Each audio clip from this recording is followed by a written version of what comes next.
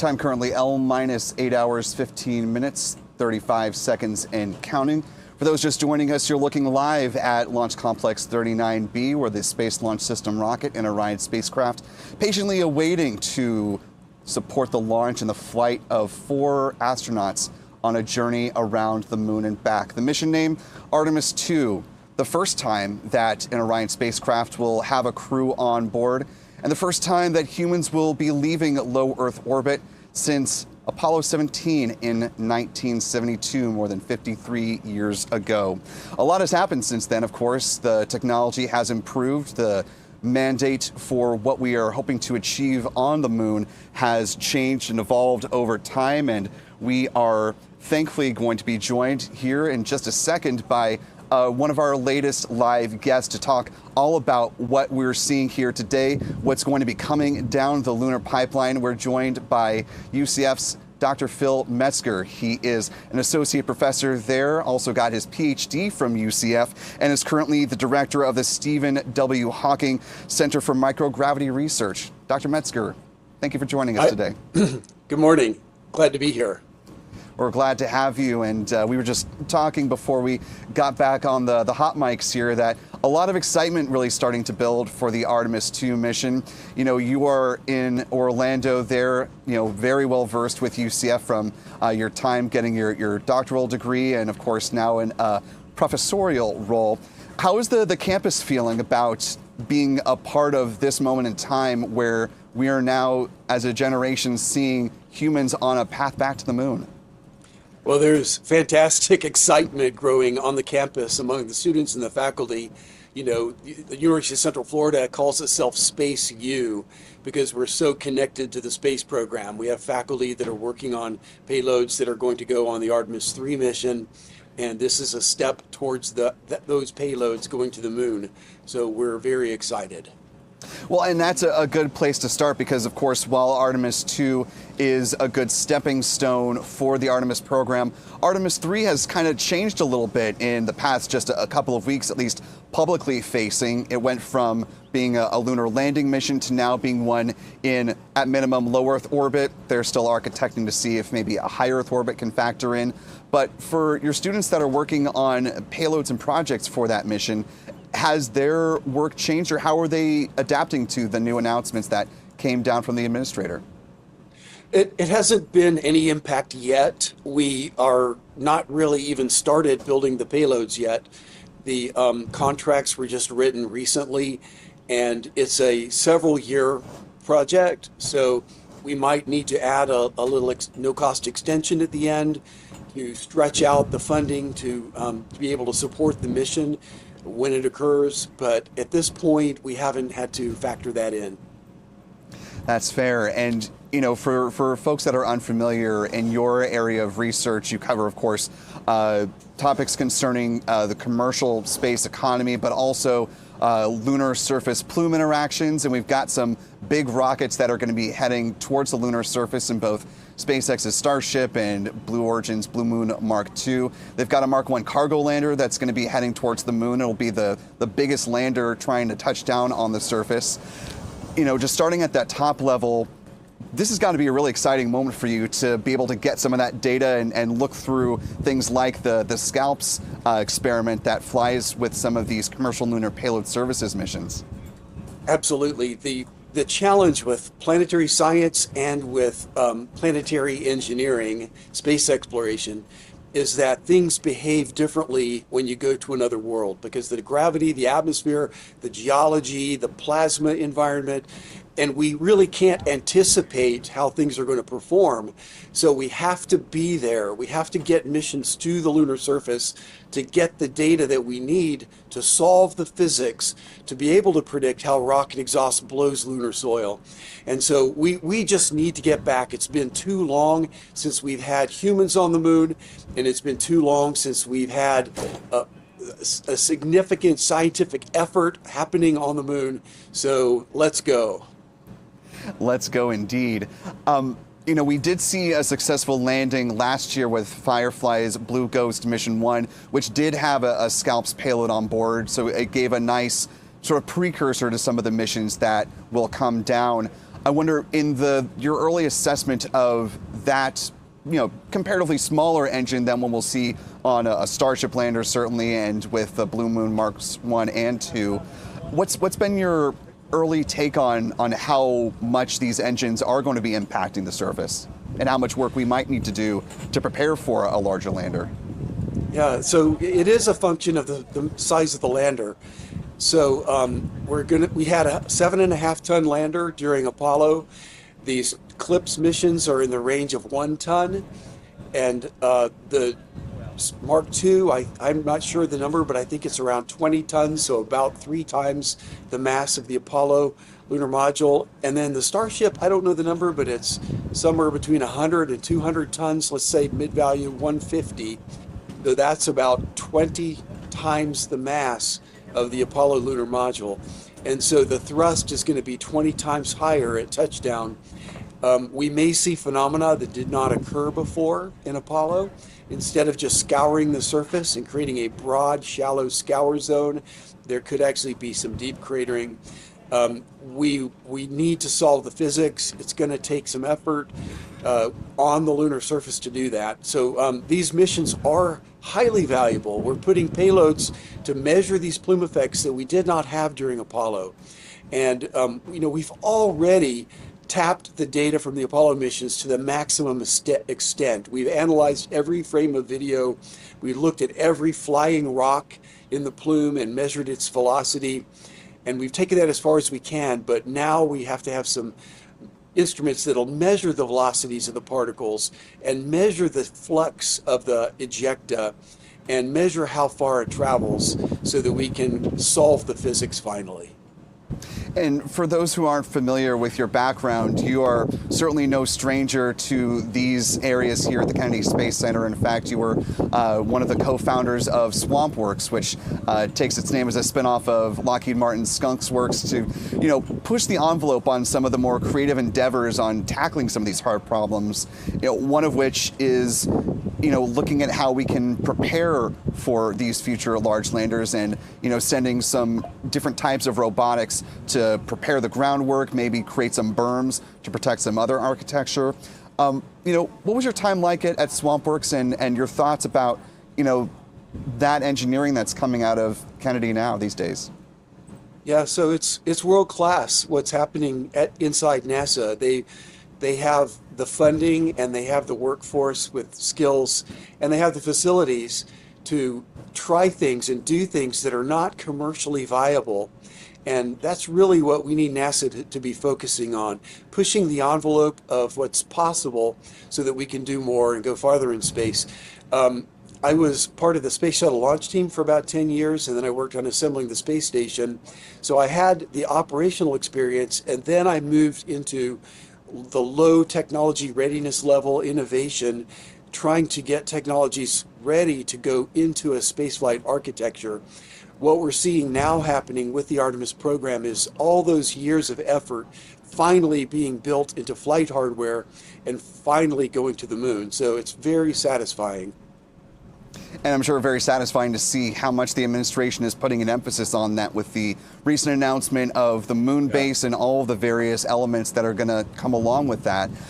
Just wondering, you were, I imagine, watching along with the rest of us, hearing all of those various pieces and parts of phases 1 through 3. What were your main takeaways from the ignition event, especially as it pertains to the moon base?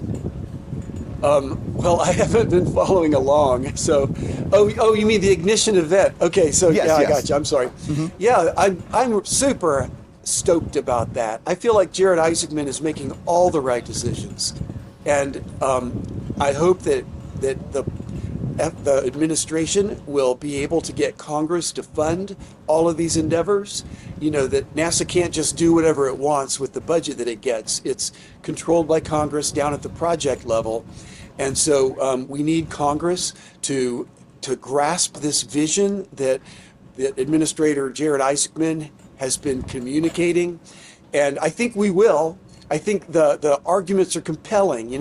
We're going beyond flags and footprints in space. We're not just going to the moon to beat the Soviets or to beat the Chinese this time.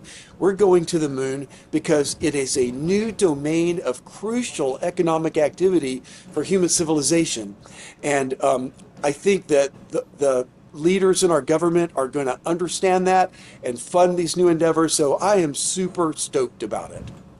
And in the very early stages that we're in right now of building a lunar economy, as the low Earth orbit economy is also continuing to blossom, what do you think, sort of putting out your crystal ball, if you will be sort of the main economic driver for activity on the lunar surface that will take companies that may not be involved with the construction of the moon base or these early phases of it, but may look at this apparatus and say, hey, I want to go there for this reason? What would you say that this reason is in your mind? Yeah, so for many decades, the community has been working on that question, trying to understand what is the business case to do more in space so that we can protect our planet by moving industry off of our planet and unloading it from the environmental burden that our industry produces, and to create a more vibrant civilization so we can go farther and do more and create optimism for the next generation.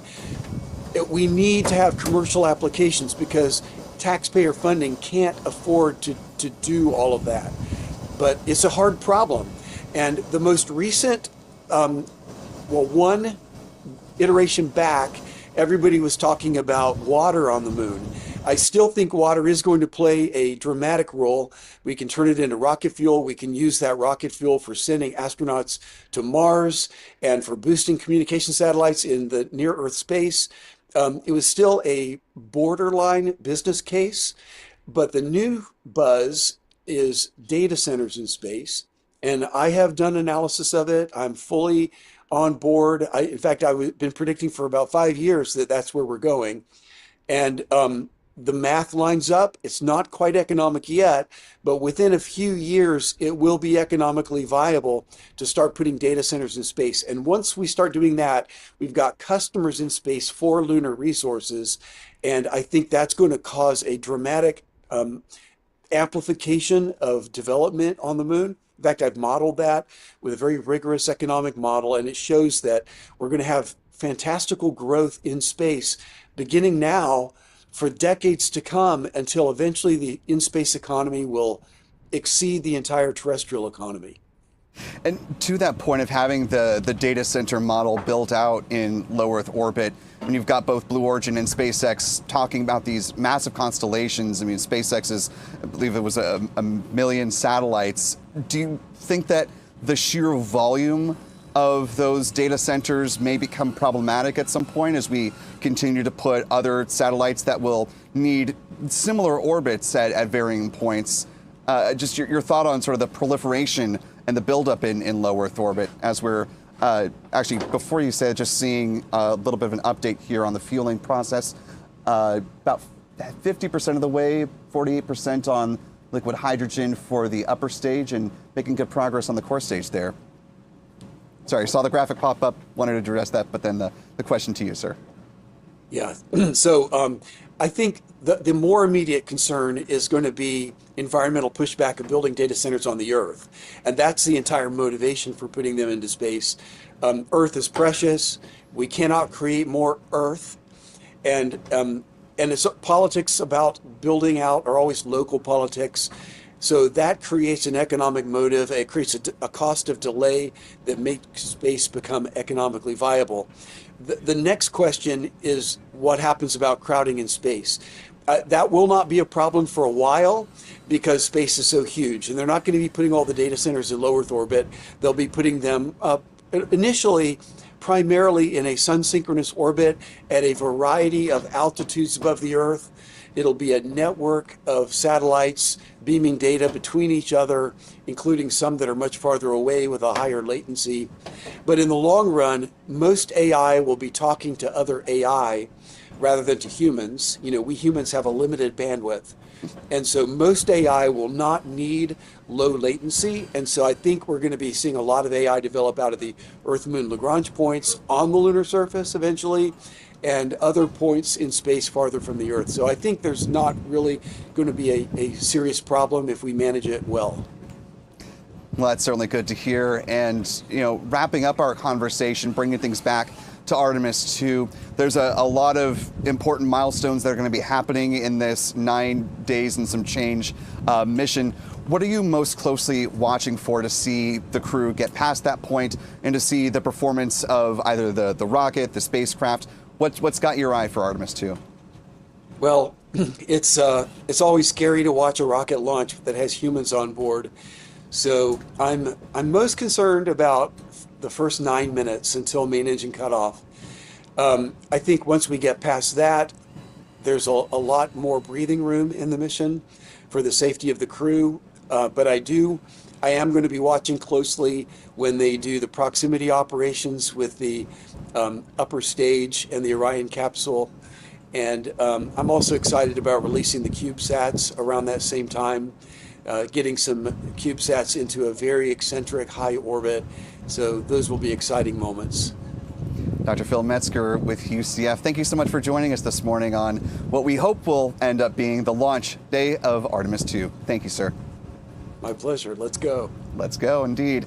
Currently at L-7 hours, 59 minutes, 34 seconds. Just under 8 hours to the opening of the window for Artemis 2. You're watching Spaceflight Now's live coverage of our return to the moon.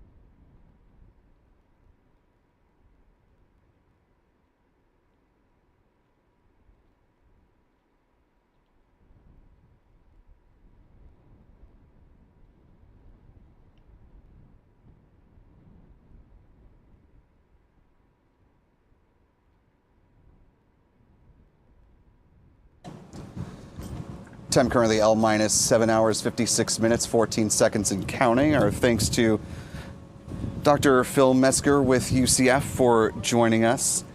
We'll have another special guest hopping on the broadcast here in the next few minutes. Update on the fueling status. Core stage LH2 or liquid hydrogen topping is currently underway.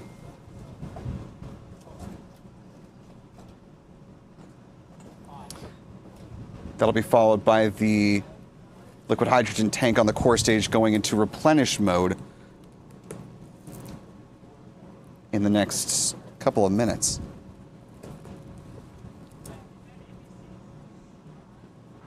It'll remain in that topping configuration until they pressurize the tanks for launch.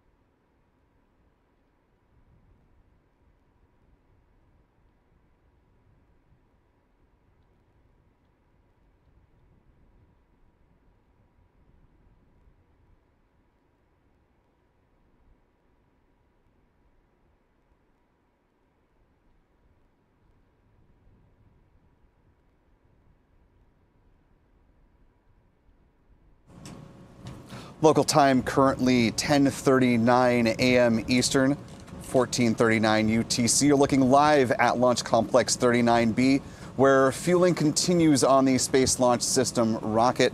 They're 322 feet tall. The core stage liquid hydrogen tank has now at 100% capacity.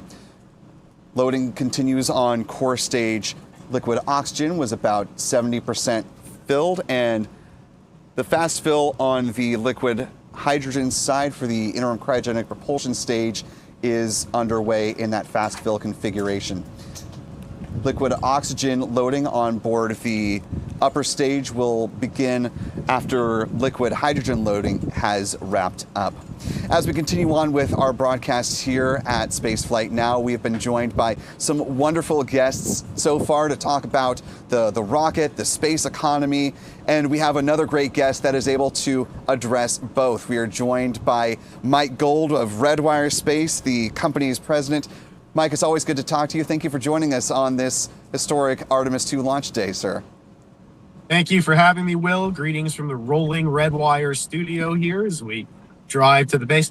Also, I apologize, I'm a little under the weather, but I'm glad the actual weather is good, so at least we have that.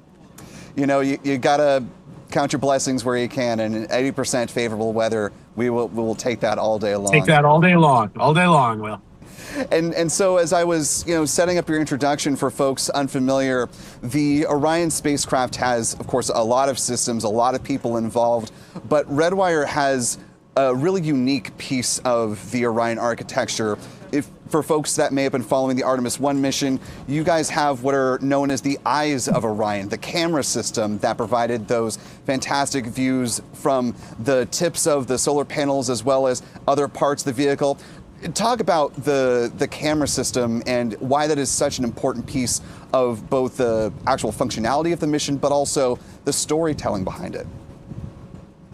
Oh, I'm of course completely objective, Will, but I would argue it's the most important piece of the Orion are the cameras. And as you might recall, I used to be at NASA as Associate Administrator for Space Policy and Partnerships. And I actually remember with Jim Bridenstine making the argument for the visual cameras. And you would be surprised, although maybe you wouldn't be, the pushback that we got to put visual cameras on. There were a lot of engineers that were telling us they didn't serve a scientific purpose, and therefore we were wasting both mass and energy.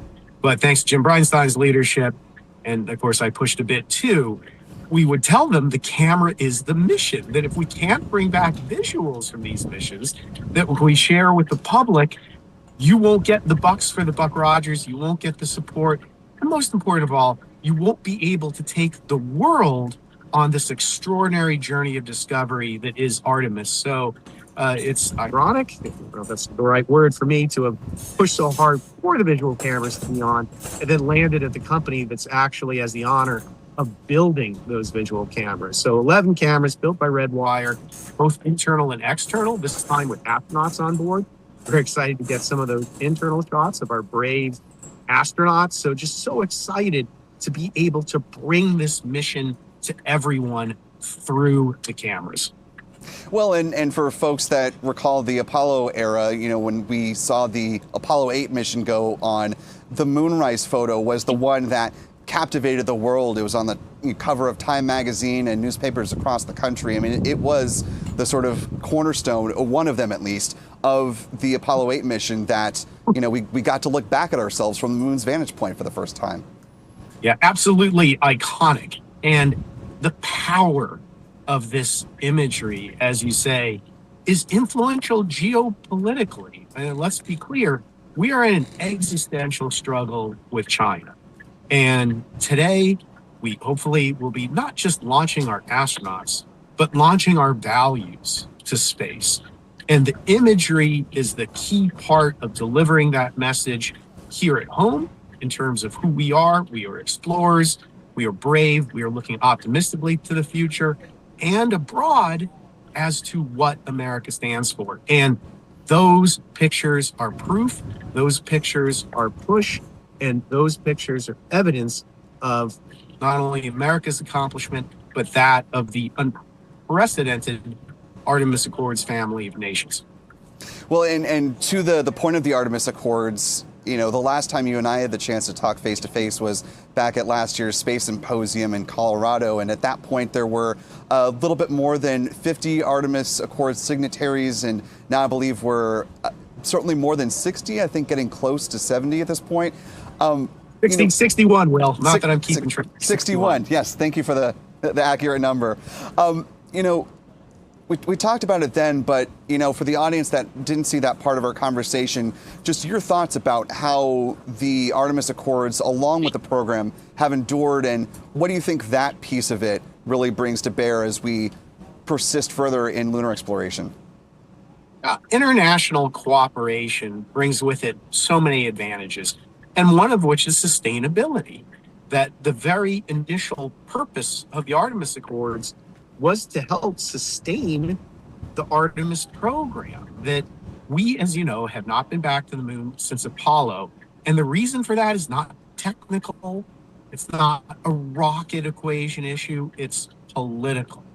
And the initial thought with the Accords was to rally that international support so that our Beyond LEO program, Artemis, could have the staying power of what our LEO program had with the International Space Station. Jim Bryce and I myself, we didn't think that it was a coincidence that we had sustainability with LEO with the international partnership. We need to bring that to Beyond LEO.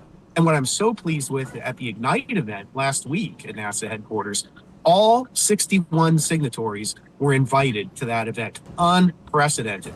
I want to applaud Jared Isaacman and the team for doing that and using the Accords in that fashion, because it signals that the Accords are no longer just norms behavior, which is great that everyone's signing on for norms behavior so we can have a peaceful and prosperous future in space, but also to find a way for every single one of those countries to contribute, to be a part of the program.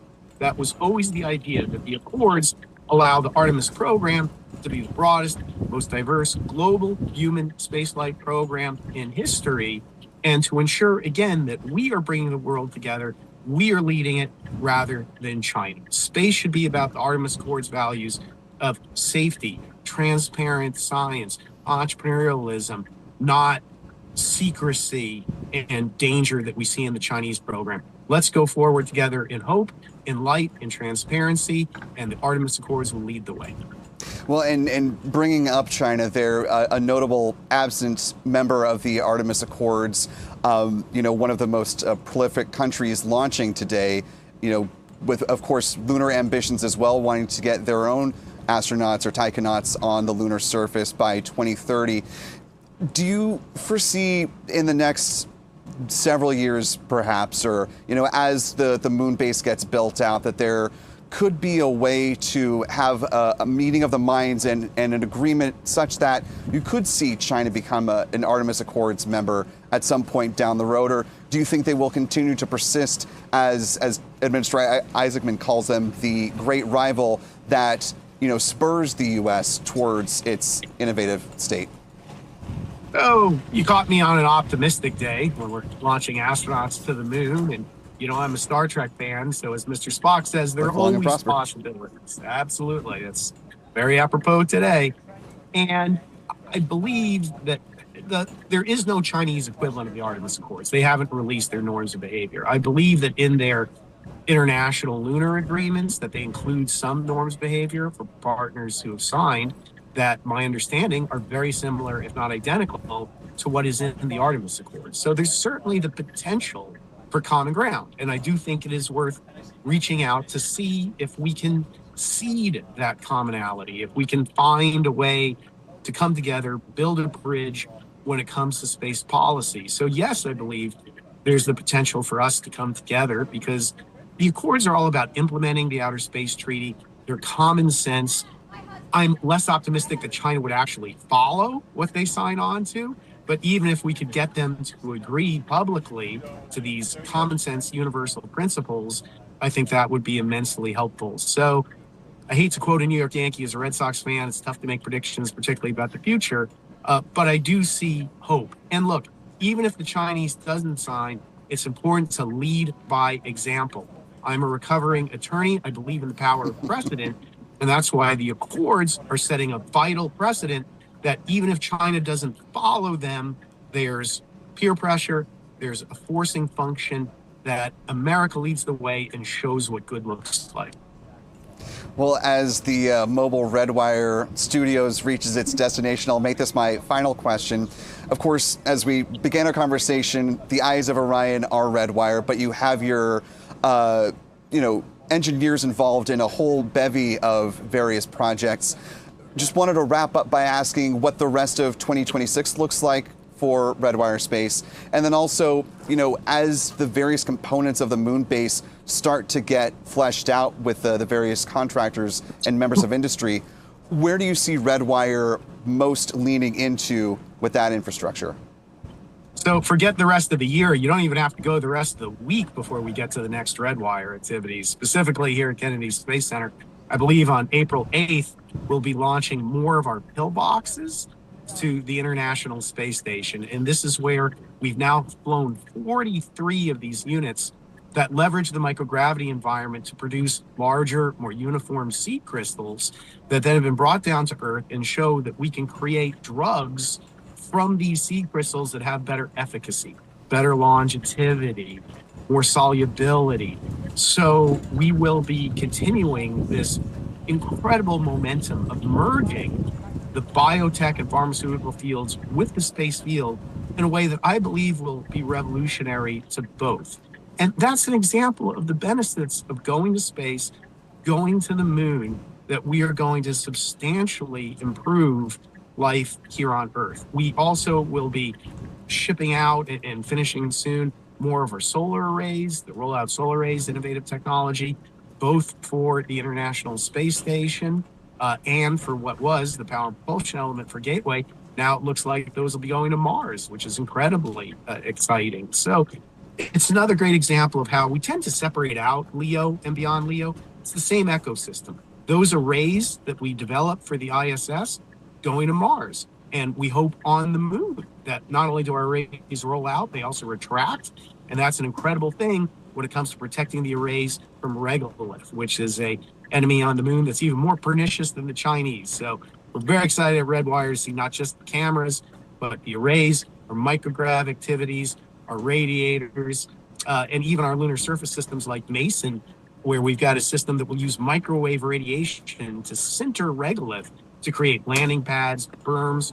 We're partnered with iSpace on clips. So a lot going on at Redwire, but it's because there's a lot going on at NASA. And Will, it's never been a more exciting time. And Will, thank you personally for your role in helping to launch Artemis to get us here. You're an important member of the team, still contributing. And I'm just so grateful to you and everyone who made this day possible. Well, thank you for the kind words there, Mike. We're just the storytellers for the people like yourselves, Redwire Space, and everyone around this space center and beyond that's actually making the mission possible. We're just happy to have a good seat to see it fly. Mike Goldworth, Redwire Space, thank you so much for joining us. Really appreciate your time, sir. Thank you, Will. Go Artemis. Go Artemis. And we'll continue on, of course, with our robust special live coverage here at Spaceflight Now of the countdown to the launch of Artemis 2. We are currently just about 7.5 hours to the planned opening of the window. You're watching Spaceflight Now.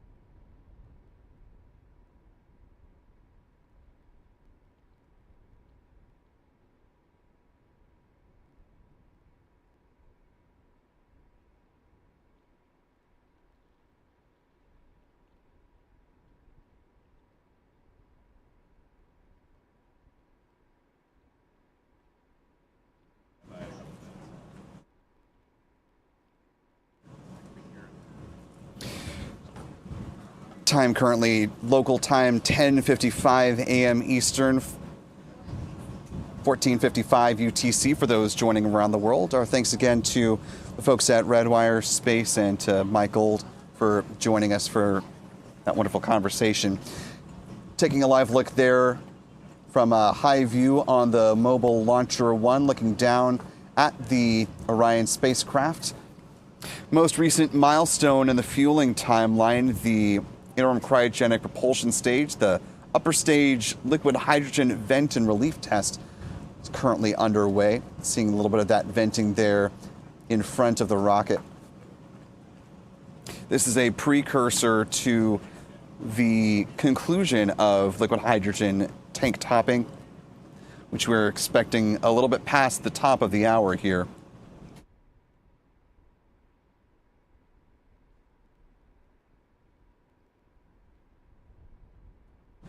As a reminder, for the SLS rocket's core stage, they are currently in replenish for the liquid hydrogen tank.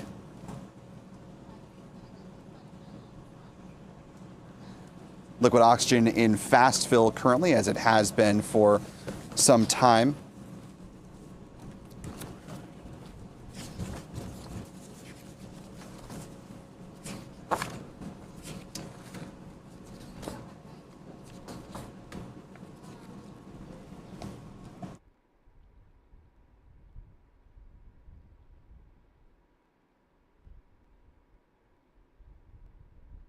As far as the liquid oxygen tank for the rocket's upper stage, that loading has not begun for liquid oxygen just yet. That's expected to begin after the conclusion of hydrogen loading on the upper stage tank.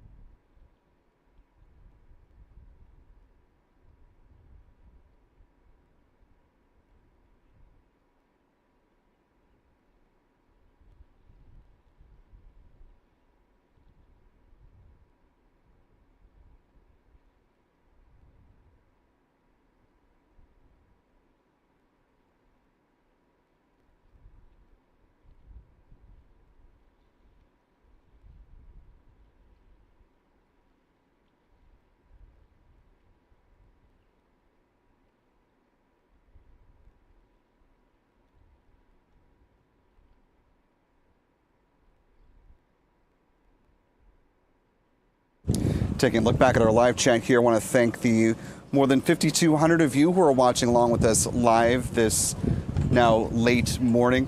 If you haven't already, you could do us a big favor. Just click that like button and share the stream. Allows more folks to find their way into this live pre-launch coverage, the fueling operations of the SLS rocket.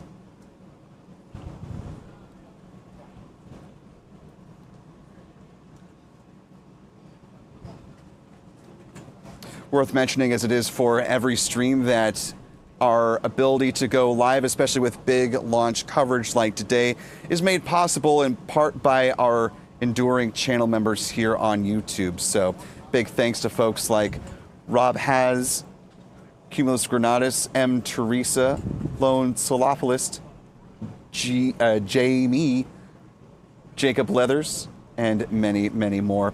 Channel membership comes with a number of perks, including discounts at our online shop, which is shop.spaceflightnow.com, access to member-only videos here on YouTube, access to our members-only Discord server, and the ability to watch all of our live launch liftoff moments from here in Florida in 4K.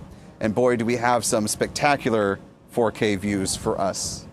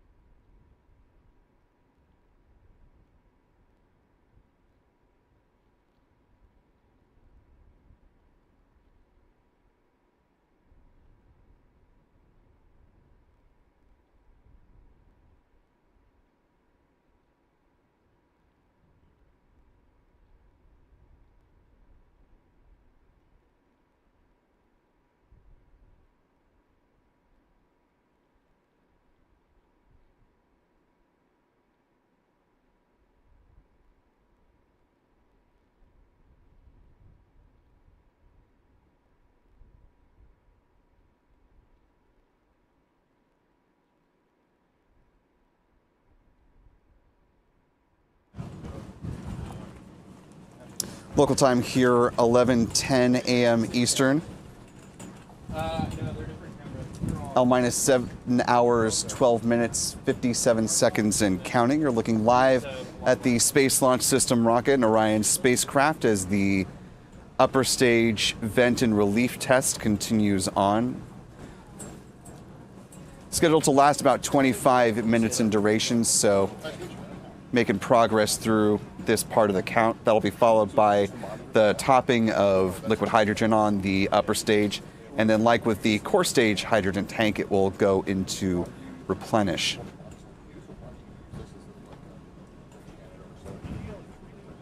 Want to welcome in a couple new channel members here supporting our coverage today. Welcome to Christopher Polk Reed and Denny Tharp, both joining us at the pad leader level. Welcome aboard. We're glad to have you with us. Also, if you have a comment or question about this mission or other goings-on in the realm of space or space flight, or just want to offer a little bit of support like Florida Gal Space, you can use the YouTube Super Chat feature. And not only will you be giving us some interesting things to talk about as we cruise on through the count, but you'll also be supporting what we do here at Spaceflight Now. And on big launch days like today, we especially appreciate all of you who are able to support us in that way. But we are also incredibly grateful for those of you who are just taking the time to be with us to witness what will hopefully be a historic launch by the end of today's countdown. We thank the more than 5,700 of you who are along for the ride at this point in our count. Want to thank channel member The Kaiser 2023 for the $5 super chat, who says, "Holy history, Batman. I'm excited for this launch. Go Artemis. Welcome back, NASA. Hey, Will, Cumulus, and other mods to the moon or bust." And thanks again to Florida Gal for the $10 super chat. Really appreciate it.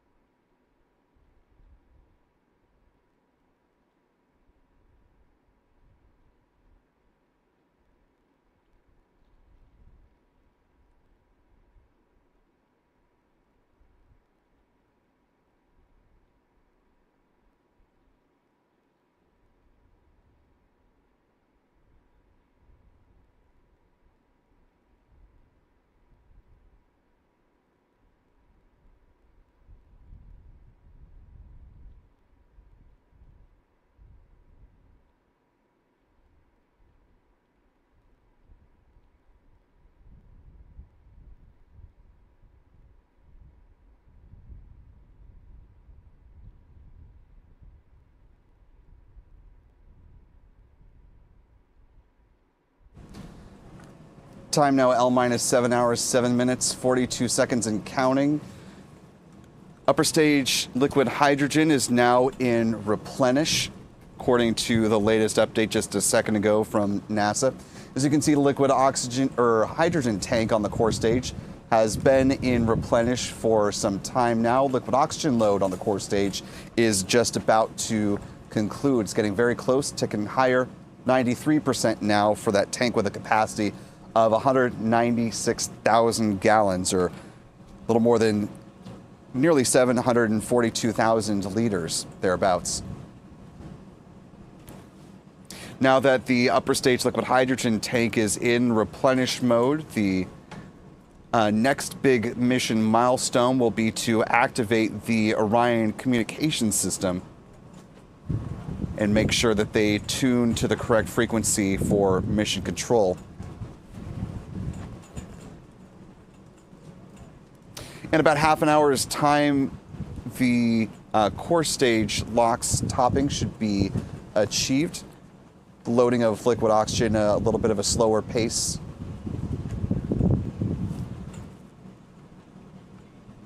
At the same time, in the original timeline at 11:44 a.m. Eastern, the chill down of the upper stage liquid oxygen system will get underway. That chill down lasts about 10 minutes in duration.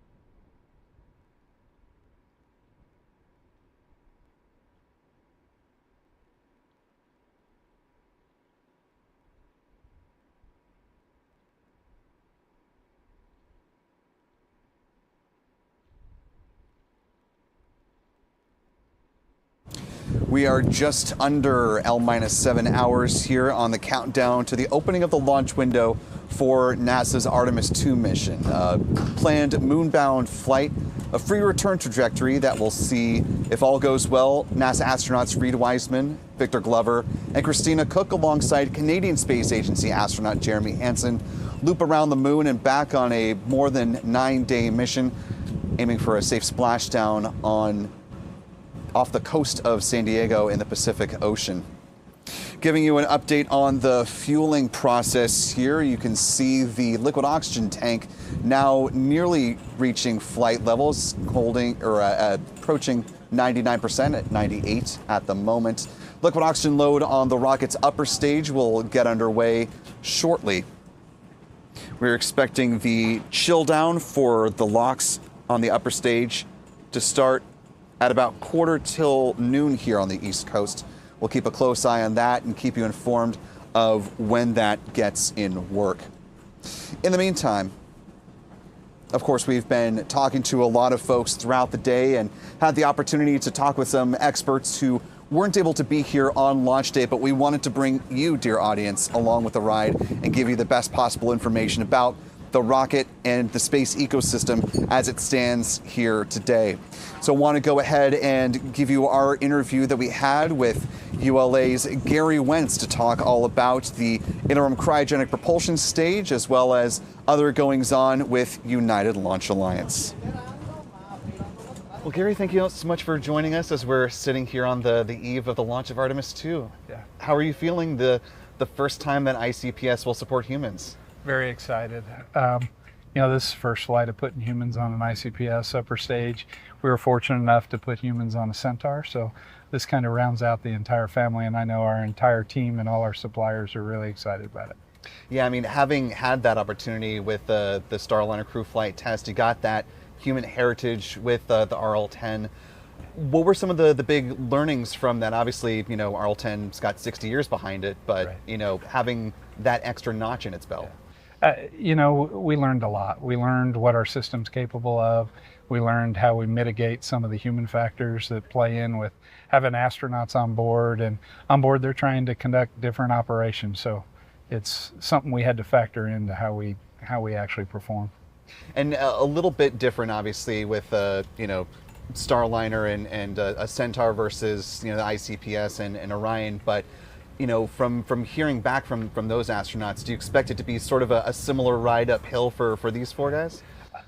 I think these four guys will experience similar to, when you look at the whole stack, it's got a lot of shuttle heritage, so they'll experience what they had on shuttle, and then when you get to an ICPS, it'll be very similar to what we had for Butch and Sonny's ride on Centaur, so it's going to be exciting.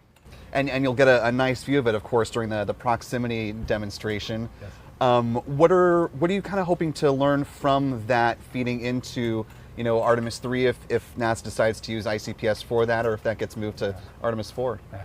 So our function is really just safing the stage, and then the Orion team will do the proximity operation. So they'll be going back and forth, very similar to what we did with space station launches, where the crew and new vehicles would approach and do their proximity operations. So we serve as a fixed element for them to be able to do that proximity operations, demonstrate their capabilities.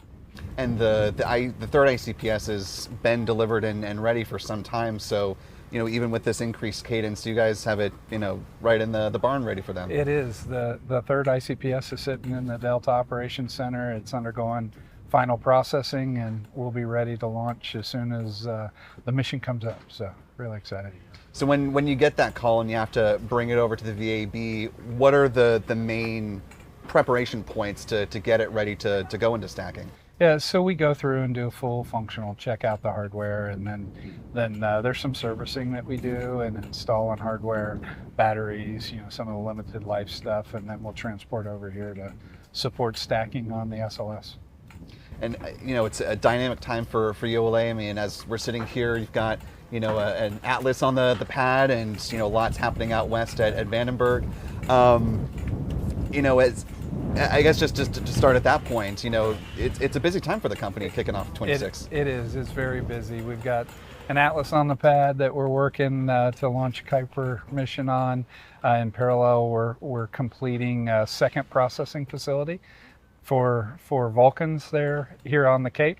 We're working out at Vandenberg to get Slick 3 ready to be able to support. And then you have the ICPS and SLS mission. It's really exciting. And I imagine the Vulcan investigation is still ongoing, but as we're just about a week outside of the ignition event, there's a lot of launch demand that clearly was laid out, from the administrator of NASA. How do you imagine Vulcan being a piece of, this dynamic push for, really ramping up CLIPS and all the other robotics and human missions that have to go to the moon? Yeah. So I think, Vulcan's going to get back to return to flight by the end of the year. And then we'll launch our manifest backlog that we have. We're available for other missions. CLIPS had a lot of smaller landers and things that we could fly to do some of those precursor efforts with the moon and the mission that NASA's laying out. So we're really excited about the opportunities. Absolutely. And can you kind of speak to where things are in getting Vulcan back to the pad? Yeah, so the team, the integrated Northrop, ULA, and government team have been going through the data. We have located the solid motors. They're in much deeper water, so we probably will not complete a recovery of those motors. But they're starting to do some component testing, some material testing, and we've got a planned static fire in mid-April to look at a different nozzle variant that we might be able to use on the GEM 63XL for Centaur, Vulcan Centaur. So that's really exciting to see, and we'll see what we find. And would the return to flight be the first Vulcan Kuiper, I imagine? Or Vulcan Leo, yeah, now Yes, that's been yes. rebranded, yes. Vulcan Leo.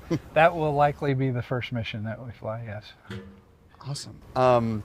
And flying off the West Coast, it'll be an important return for ULA having that capability out there. It sounds like pad certification is almost complete, right? It is. The team's finalizing some of the build out of the West Coast capability. As you've seen in the manifest, we're getting pretty full on the East Coast, so it'll be nice to be able to have a little excess capacity on the West Coast. If I may go back to the Vulcan SF-87 mission, we saw a really good performance by the core and the BE-4s.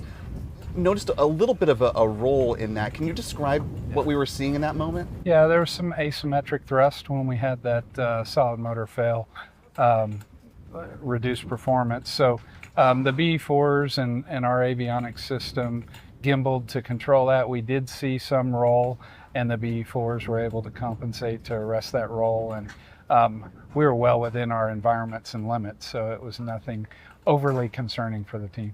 And you got the payload to where it needed to go, most importantly. Precisely where it was supposed to go.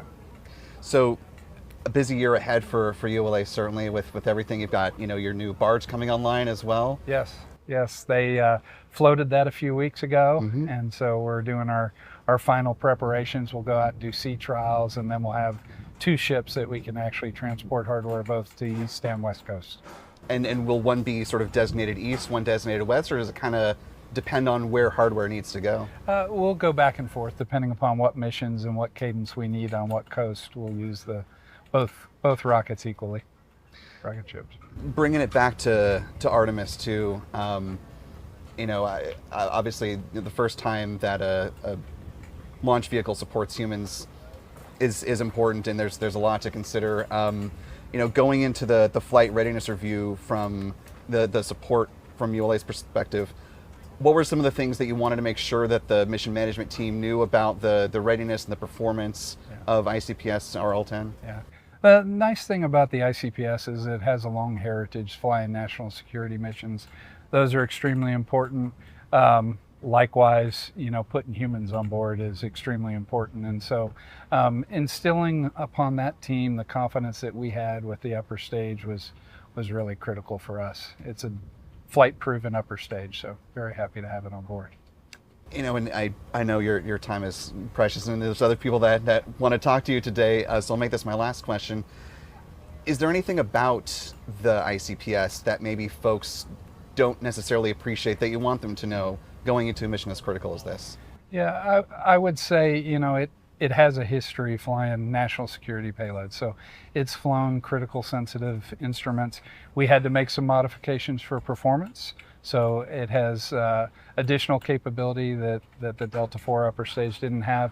And then for this particular mission and follow-on missions, it has an emergency detection system. So if anything was to go awry, it can command the aborts to make sure that the 4 crew members are safe. So, Gary Wentz with the United Launch Alliance. Thank you, sir. Appreciate your time. Appreciate you.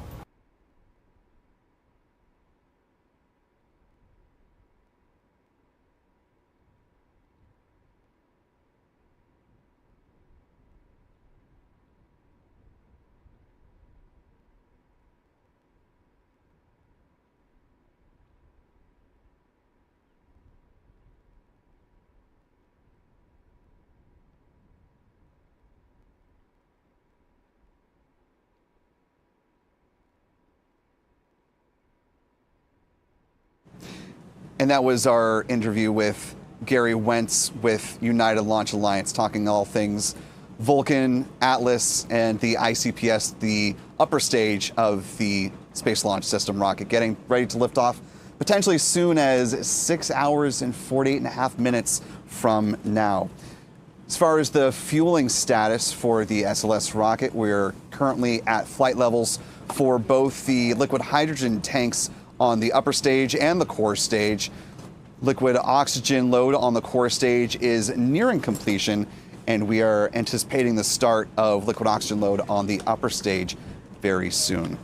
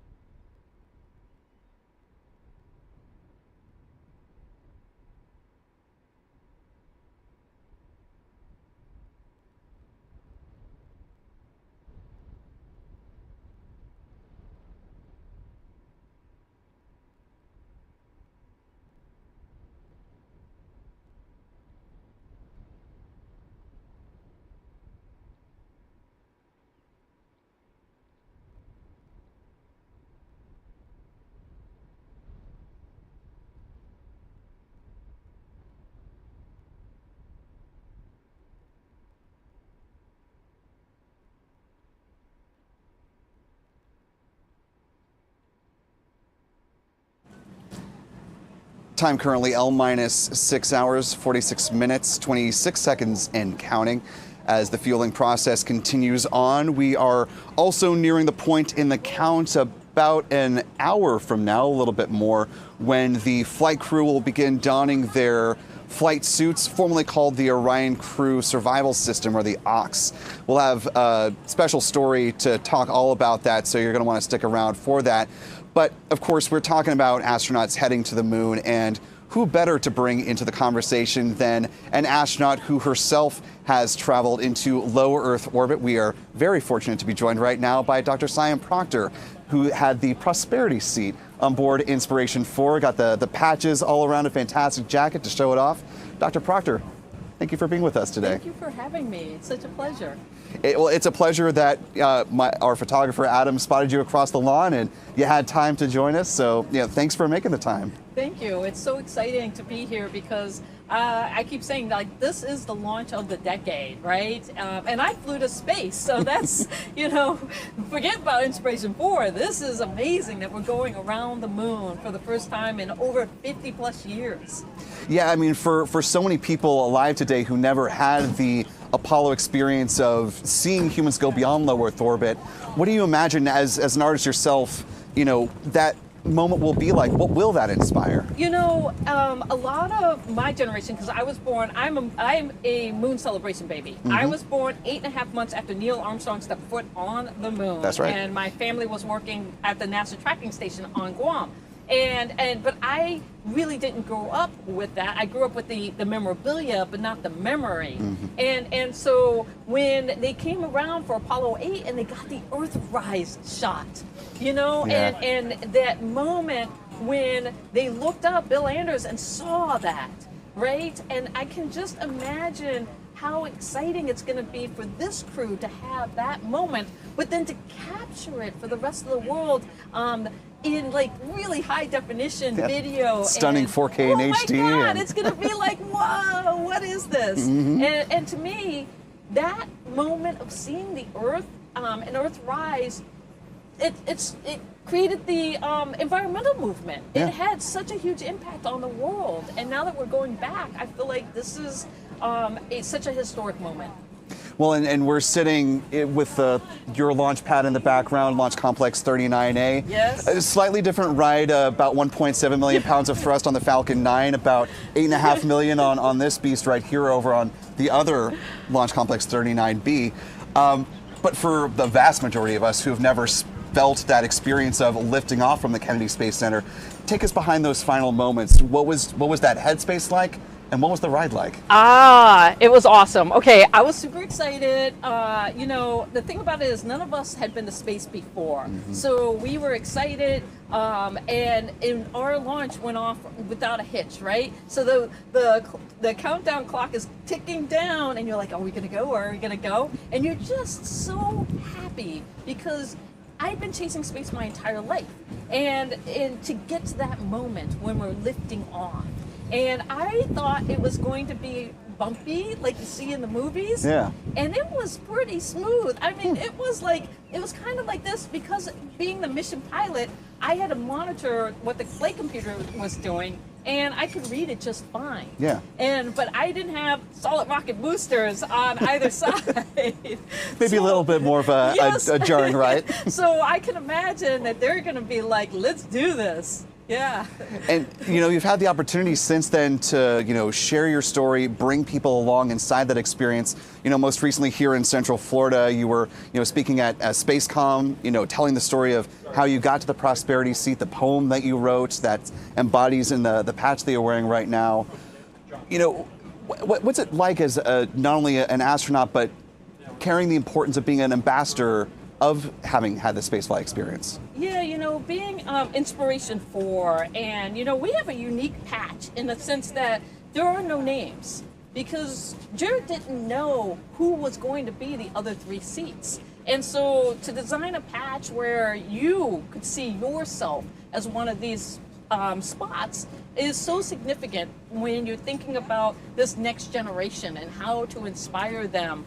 And I was really fortunate that I could go and be selected for the Prosperity seat as an artist and a poet by writing poetry and expressing what it meant to create space to inspire.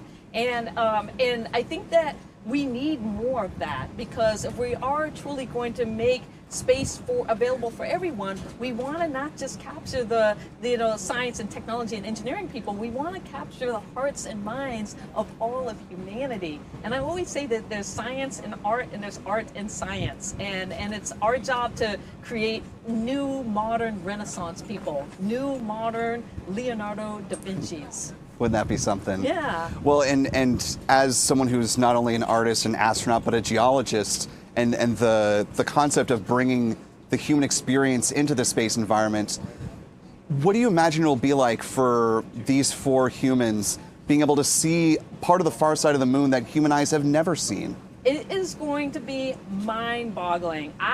You know, as a geologist, I can only imagine, like, I would be like, I wouldn't want to leave the window, right? I'd be like, get out of the way here, I'm floating in, like, you know what I mean?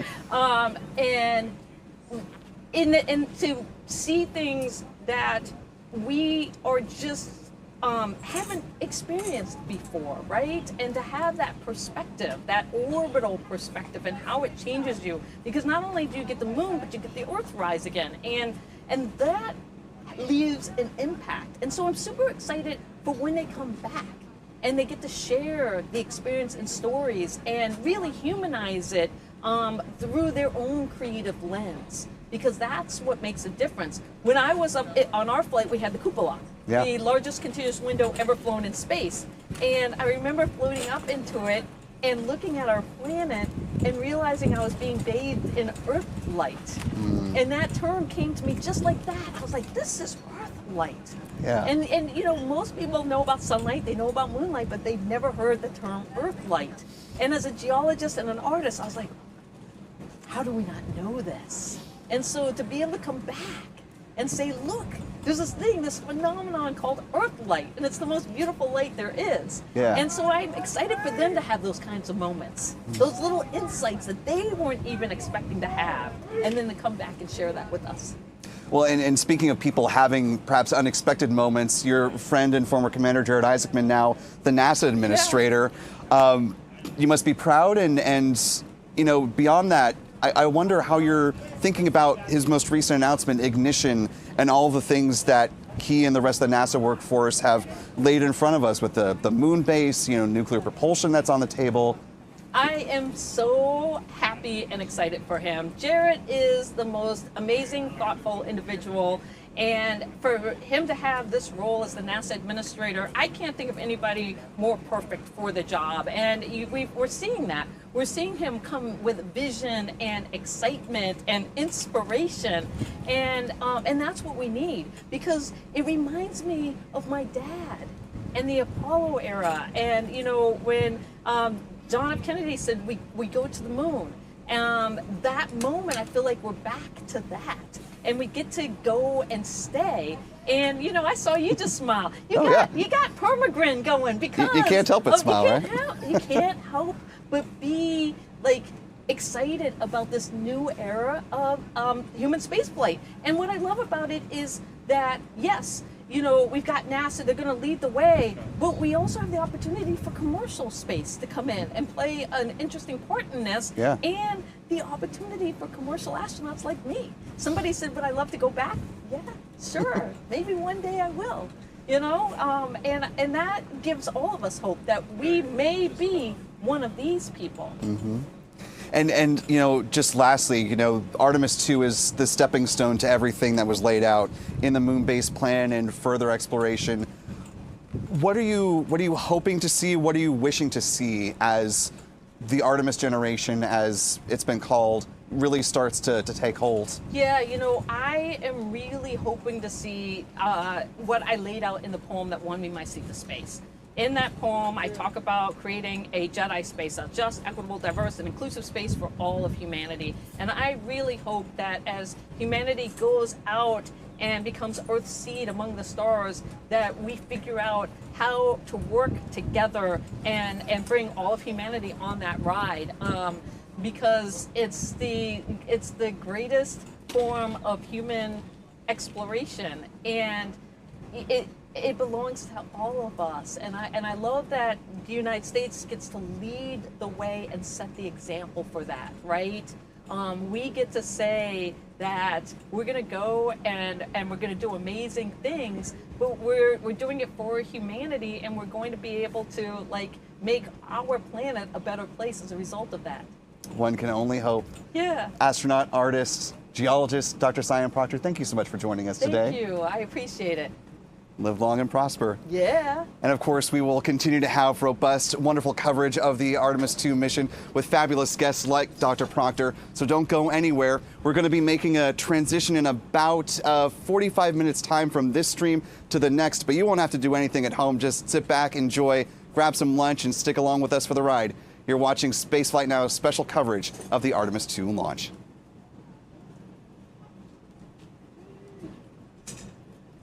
Awesome. And Thank we're clear. you.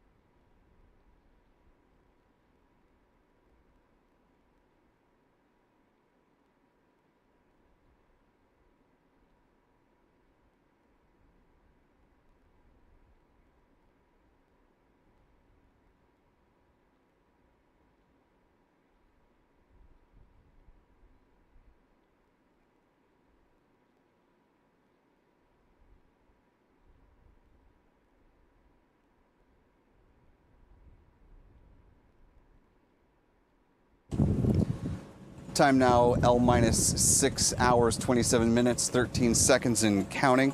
If you're just joining us, you're watching Spaceflight Now's live coverage of the Artemis 2 mission. Tanking continues underway as most recent update from NASA is that the core stage, liquid oxygen and liquid hydrogen tanks are both in topping. Liquid hydrogen tank has reached flight levels as well, and liquid oxygen on the rocket's upper stage is beyond a third of the way filled.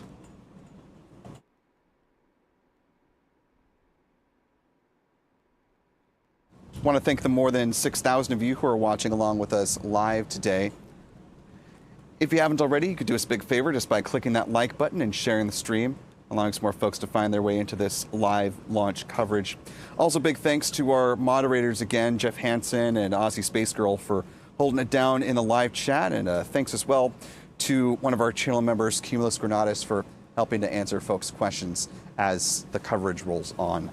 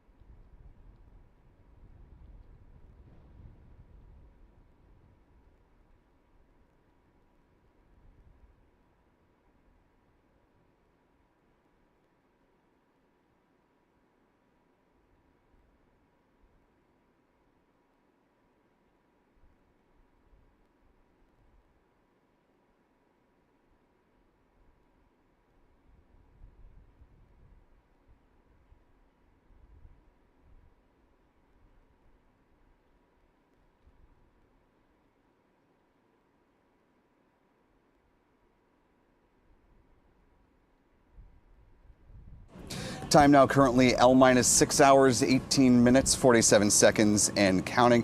You're looking live at Launch Complex 39B, where the 322-foot tall Space Launch System rocket and Orion spacecraft on top, getting ready to hopefully lift off in just about 6 hours and change. Fueling is continuing to move along well on the moon rocket for NASA. Core stage fuel load is complete, so is liquid hydrogen load on the upper stage. Liquid oxygen load is underway. The closeout crew who will help the astronauts get on board their Orion spacecraft will be staging within the next 20 minutes and then preparing to head out to the pad to get the Orion spacecraft ready for receiving its astronauts.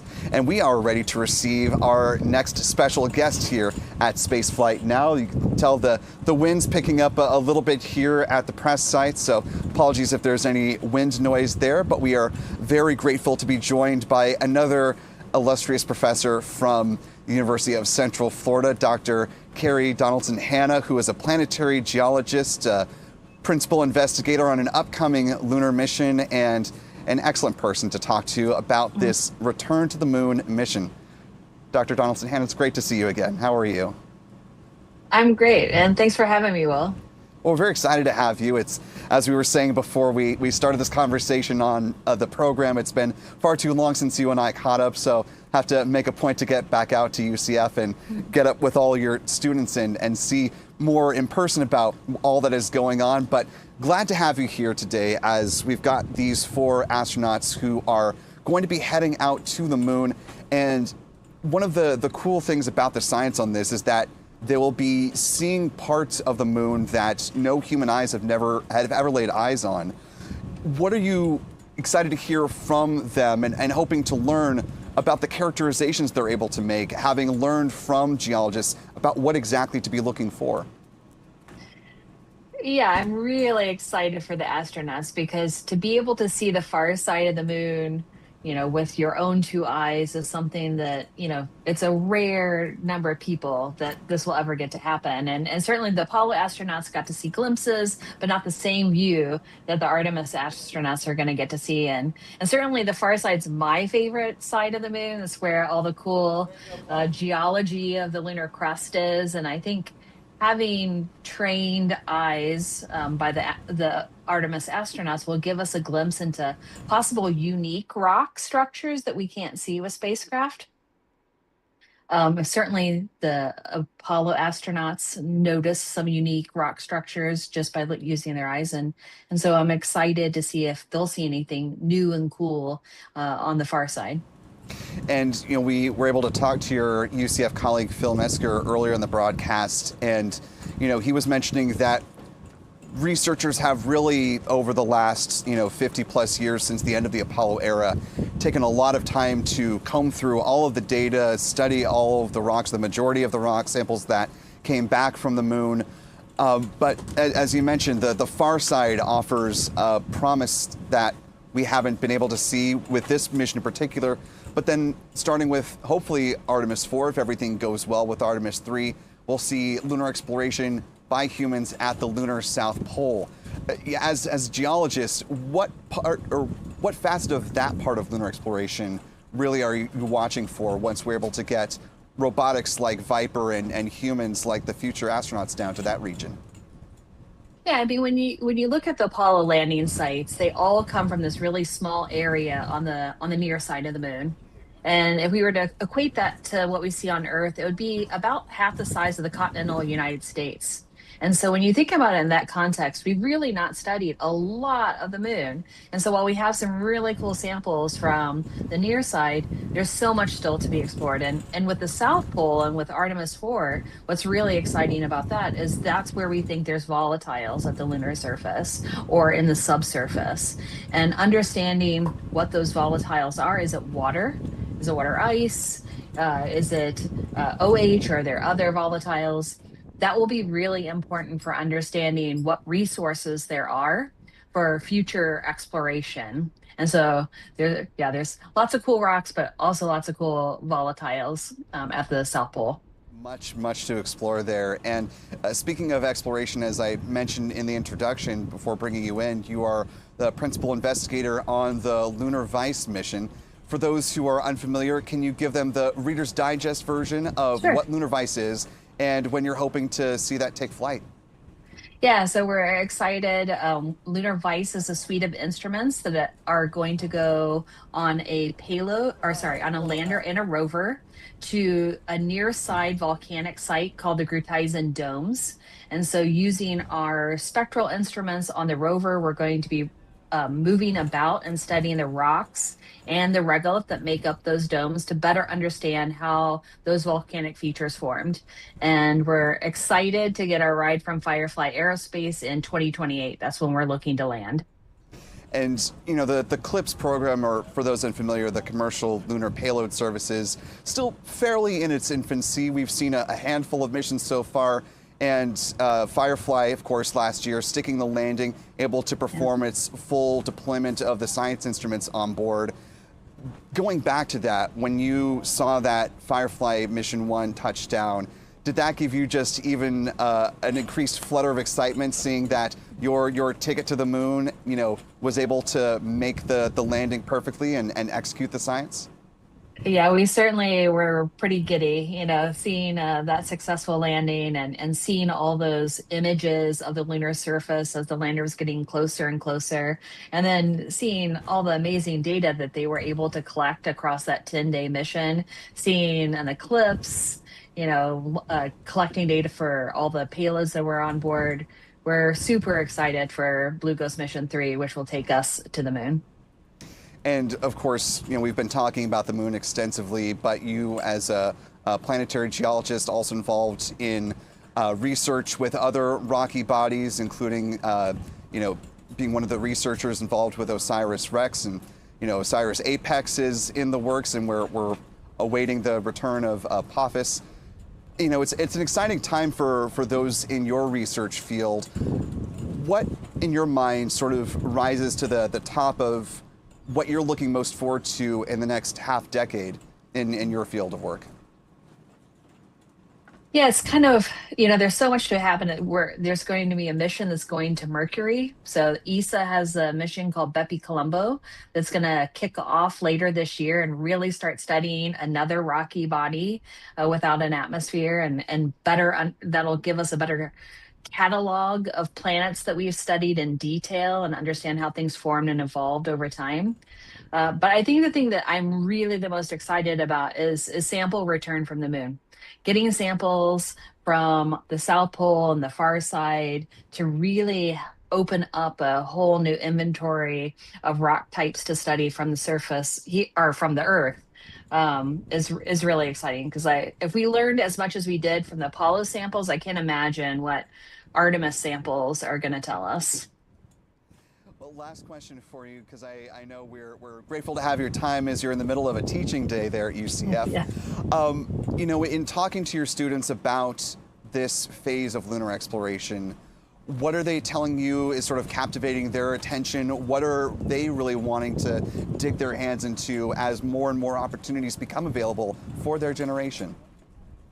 Yeah, I think the idea of having a sustained presence and being able to do science experiments and on the surface of the moon, and then taking that and expanding that to exploring further out into the solar system. And so getting astronauts on Mars and what that means for science and technology development and engineering. They're really excited about that huge, you know, that's a huge playground of space for them to venture off into. And so they're really excited.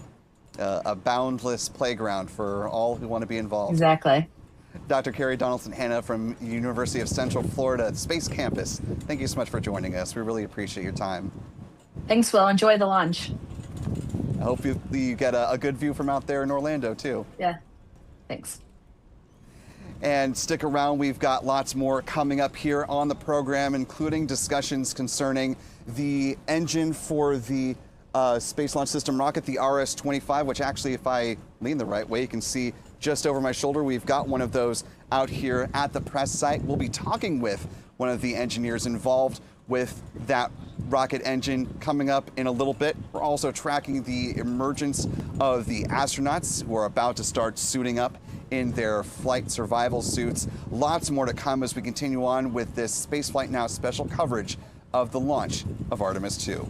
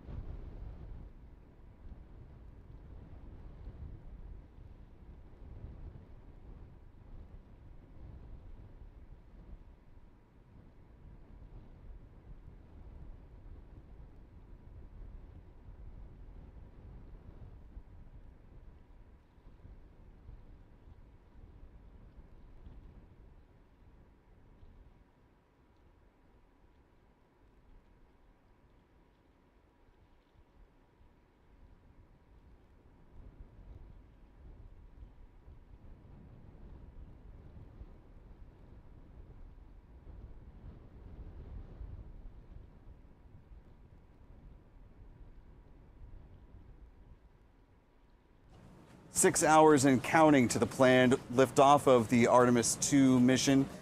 Countdown progresses as fueling continues on the Space Launch System rocket, getting near the end of liquid oxygen loading on the rocket's upper stage.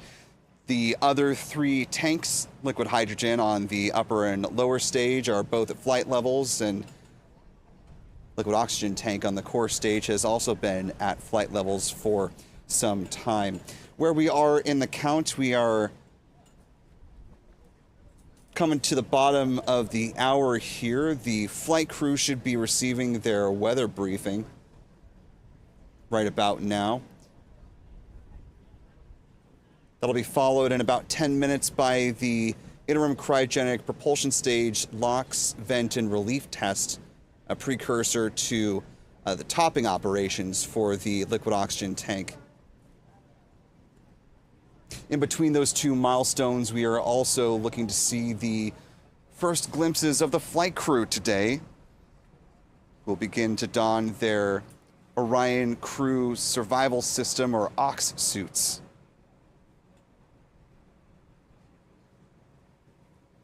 Before those milestones happen, just as a heads up for folks that are watching along with us live, because of some annoying YouTube restrictions and the limits for a live stream, we're going to be handing over from this current live stream that you're in into our second and final planned live stream. You won't have to do anything at home. This will be hopefully a seamless handover, and you'll be continuing on with us as we roll on through the rest of the countdown today.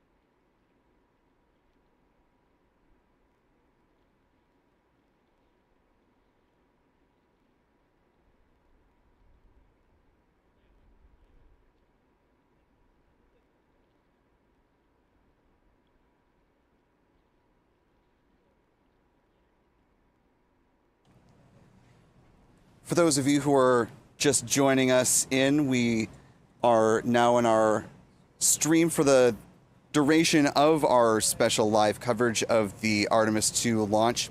If you're just joining us, welcome in. We're watching as the countdown progresses towards the opening of the launch window for 4 astronauts, Reed Weissman, Victor Glover, Christina Cook, and Jeremy Hansen, who are preparing to venture around the moon and back on a more than 9-day journey on board the Orion spacecraft they named Integrity. Liftoff currently targeting the top of the window here at 6:24 p.m. Eastern, 22:24 UTC. However, NASA does have a 2-hour window today, so if they need more time, they have a little bit more latitude to move the T0. If you are just joining us, fueling has been progressing nicely. The core stage fuel tanks are both completely full on the liquid oxygen and liquid hydrogen side, and where the upper stage is concerned, the liquid hydrogen tank has reached flight levels and things are progressing nicely on liquid oxygen. As this live stream is picking up steam, I want to thank the more than 5,000 of you who are watching along with us live at this point in the count. Given this is a new live stream, if you did it on the last one, we would certainly appreciate if you could once again click that like button on this particular stream, allow more folks to find their way into this live launch coverage today. Got a whole host more special guests who are getting ready to join us as the count rolls on. So we hope you will stick around with us as we get ready to talk about the engines that are powering the core stage of this Space Launch System rocket.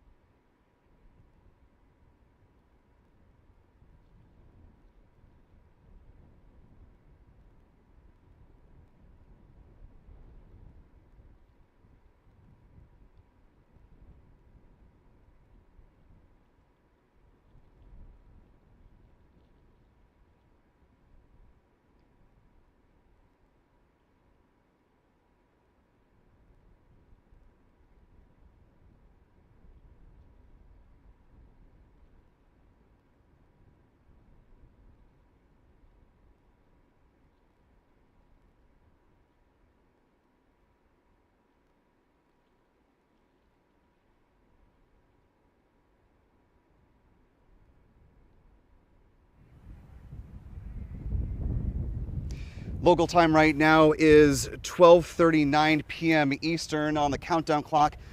L-5 hours, 44 minutes and 32 seconds as the progression towards the hopeful launch of the Artemis 2 mission rolls on. We've got a nearly full Space Launch System rocket as far as propellant is concerned, both on the core stage and on the upper stage. And as you can see, we're standing next to one of three important engines that is here at the Kennedy Space Center. We've got one in the vehicle assembly building, one at the press site, and we're lucky enough to be standing right next to this one here. But more importantly than having the engine, we have an engine systems engineer who is able to talk all about it with fabulous expertise. This is Helen Lewin with L3 Harris. Thank you so much for joining us. Thank you, Will. And so, this is an exciting time, of course, for the RS-25 program, that we saw a great launch with the Artemis 1 mission, obviously all the shuttle heritage it has. How does it feel being back here now that this engine is about to, not this one obviously, but those engines, one of these, is going to be supporting the launch of 4 humans? It's very exciting. I can't wait to actually be back into crewed space flight and launching astronauts. So it's even better than the first flight of Artemis. I can imagine, because that's what the shuttle was built to do, is to carry both science, but importantly humans along with it. So like I said, Yes. back at it. Yes, there's a lot of science you can do with astronauts on board that is much more difficult without them. Well, and we're grateful that you're able to be here, since you're such a thorough expert on the RS-25 engine. I was hoping we could start with a little bit of a tour of the engine. For logistics reasons, we'll stay on this side of the engine because we'll lose the signal if we go over there, which is a little unfortunate. But if you can start with this side here, I see just looking up, we've got a Rockwell sticker, a little bit of a nod to some heritage there. I actually started on this, working on this engine in the Rockwell days. Really? And I've stayed with it since 1987. So we've still got some of that old GSE from various companies that this engine has been a part of. Of course, we're part of L3 Harris now. So on this side, you see this is the low pressure oxidizer turbo pump. The oxygen comes in here at minus 297 degrees Fahrenheit, and that pump will raise the pressure of the oxygen high enough that it goes through this duct into the high pressure oxidizer turbo pump, which is on the other side, and that's driven by a pre-burner. You can see down here at the bottom the pogo ball, and that makes sure we don't have that pogo phenomenon that troubled the Apollo mission. You can't really see the low pressure fuel pump, but it's on the other side. That low pressure fuel pump is one of the few pieces of flight hardware on this engine. Really? It flew 8 times on the shuttle program. But that brings in the fuel, the liquid hydrogen at minus 423 F. And that will be brought up to pressure, come through this duct on the top, and go around to that high pressure fuel pump you can see right there. Yes. From those 2 high pressure pumps have to raise the pressure so much because the main combustion chamber is operating at 6,000 psi. So we have to get those propellants at a very high pressure to be able to get them into that main combustion chamber. So you can see along this edge, this part here, that's part of the pre-burner that drives that turbo pump, and we have another one up there on the fuel side. And then in the center part, that's where the main combustion chamber meets the power head. That's the power head up on top. The main combustion chamber, you can see that silvery part right in the middle. That's where the propellants come together and are combusted into superheated steam. And then, of course, at that point, it exits out the nozzle. And the nozzle has a couple of interesting features here, right? Because you don't want this part of the engine to overheat, so you've got some cooling elements along it, right? That's right. So when the fuel comes in, we send a lot of it, about 30% down these tubes here, these ducts, and they go into these coolant tubes. And you can see these tubes. There's 1,080 tubes that construct this nozzle, and they're all braced together, and that coolant goes up the nozzle. The exhaust gas is running at about 6,000 degrees, And yet during operation, that hydrogen is so effective at cooling the nozzle that you couldn't touch this. It would be cool to the touch. Wow. During operation. Obviously, you wouldn't want to be this close during No, operation, you but wouldn't. and what was the thought behind having the 10,000 or the 1,000 plus smaller cubes as opposed to maybe fewer but larger ones? Good question. I have no idea. Didn't think I would stump the systems engineer. That's Well, so thinking about it for a moment. yeah, of course.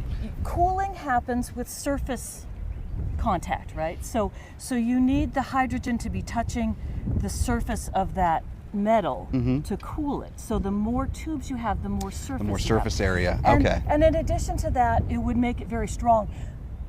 These nozzles, even though they're really thin, they're paper thin at the forward end, and they're about the thickness of 2 sheets of paper at the aft end. And despite that, you could support the weight of a small car on a square inch of this nozzle. Wow. And what was I going to say about the other thing? Well, no, that's all right. I was going to ask next, though. You know, we've got the 4 RS-25s that are on the pad right now. We've got the 3 that are, you know, in various learning configurations. Yes. But you only have so many left of the shuttle heritage era RS-25s. You've got slightly upgraded ones that have been in the loop for testing so far. How has that been, you know, putting newer edition RS-25s back down at Stennis to put them through their paces? It's great to be back into test and building new engines. We've had 2 engines assembled at Stennis that we've already tested, and we're in the process of assembling the 3rd one, and those will be used for Artemis 5, so we're way ahead on supporting the Artemis program. And then once those engines have been hot fired, are they stored at Stennis, or where do they go at that point? We store them at Stennis. When we're ready to bring them to KSC for preparations for launch, the Artemis 3 engines will be coming in later this year, and we ship them one at a time. We process them one at a time. We have an engine servicing area over in the VAB, and they'll get it ready for installation. Install some, you know, special hardware for installation and do Right. inspections, make sure they're all ready. And then when all 4 of them are ready, they install them just one after another into the core stage in High Bay 2. And just to back up, because I realize we kind of hopscotched over a couple things, the Stennis Space Center is down in Mississippi, where the engine installation has been happening for the Artemis 1 and Artemis 2 missions, was down at the Michoud Assembly Facility in Louisiana. But starting with Artemis 3, that installation is going to be happening right over here in the VAB, right? Yes, and that's going to be great for us because it simplifies the process. We can truck the engines over here, and we'll be able to install them in the vertical instead of the horizontal. So it's preferable to do that, and we've gotten some new ground support equipment to be able to do that in High Bay 2. You know, and just in wrapping, I mean, we could talk all day about engines, but I know your time is precious, and of course we're tracking the emergence of the astronauts coming up here in the wonderful. not too distant future. You know, in this era where we have the emergence of so many different types of rocket engines that are servicing so many different vehicles, you know, the RS-25 has a lot of key heritage and continues to be an important backbone for America's human spaceflight program. I wonder, just, you know, at this point in your career, how you're thinking about your time with the engine and the engine itself in this era of human spaceflight. I love being involved in the crewed spaceflight program. It's been my whole career, and it really feels so fulfilling to have participated in so much history on the space program. I think there's a lot of future for this engine. We keep making improvements in reliability, improvements in manufacturing, improvements in cost, and I hope they continue to use this engine for a long time. Well, it's a good engine, and clearly they wouldn't keep using it if it wasn't. Thank you. Helen Lewin, a systems engineer, one of the masters behind this beast here, the RS-25. And coming up in 5.5 hour time, we should be seeing, hopefully if all continues to go well and the weather cooperates, those 4 RS-25 engines light up about 6 seconds before the liftoff of Artemis 2. So don't go anywhere. We've got the astronauts coming up next. You're watching Spaceflight Now's live coverage of Artemis 2.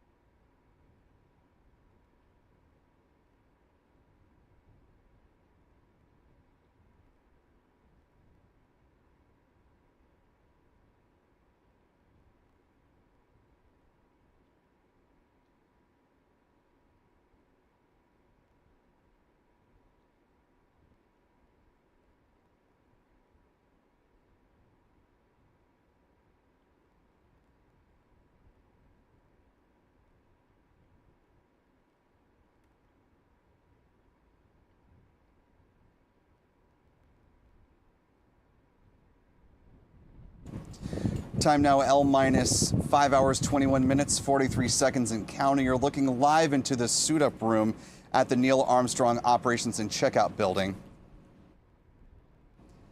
You're seeing 2 out of the 4 astronauts, Commander Reed Wiseman on the right, pilot Victor Glover on the left, as they are in the process of getting suited up in their Orion Crew Survival System suits, or OX suits. In the unlikely event of an emergency during the Orion flight around the moon, the OX suits, once pressurized, can provide all that the crews need to survive an off-nominal event for up to 6 days, as the team would work to bring the crew back safely. Depending on how far they get into flight, if there were to be an off-nominal situation that would require the crew to come back, then that would determine what type of return scenario would be implemented. There's a certain point in the mission, as they get further and further away from Earth, where continuing on into the free return trajectory that is currently planned for the mission becomes the best possible option for the crew.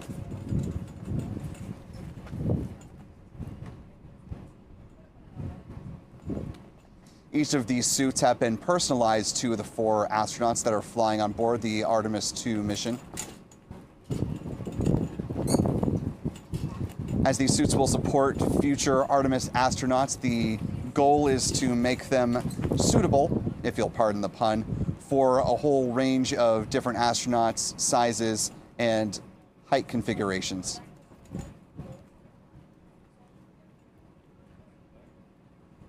Per NASA, the outlook from the weather front is still 80% likelihood for acceptable conditions during liftoff.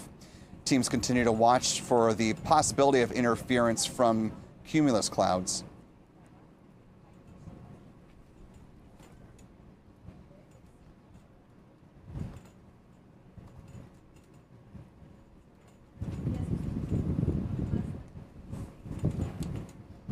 You're looking at Commander Reed Wiseman, who's getting what is called the comm or communications cap attached, suited up for him there.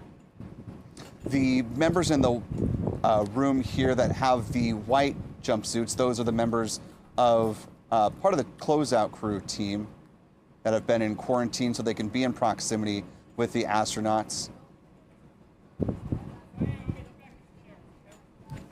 The members of the closeout crew that are supporting the astronauts down at the pad.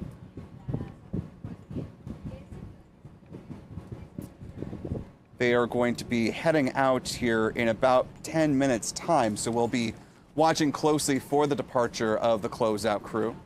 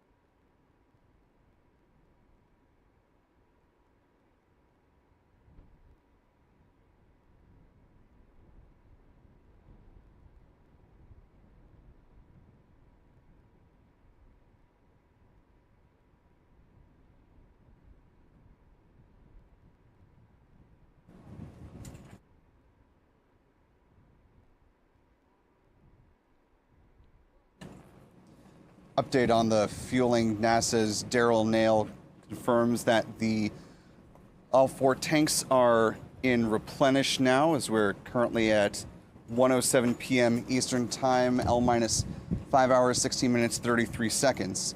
You can see that fueling percentage here on the screen. All tanks now at flight levels.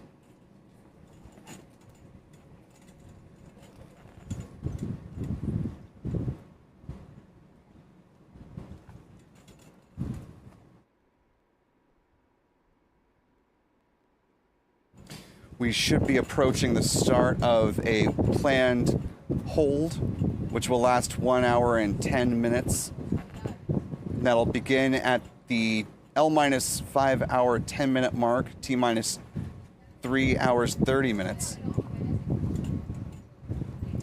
NASA's Daryl Nail also says that they are not working any leak issues with the rocket, which is certainly good news to hear.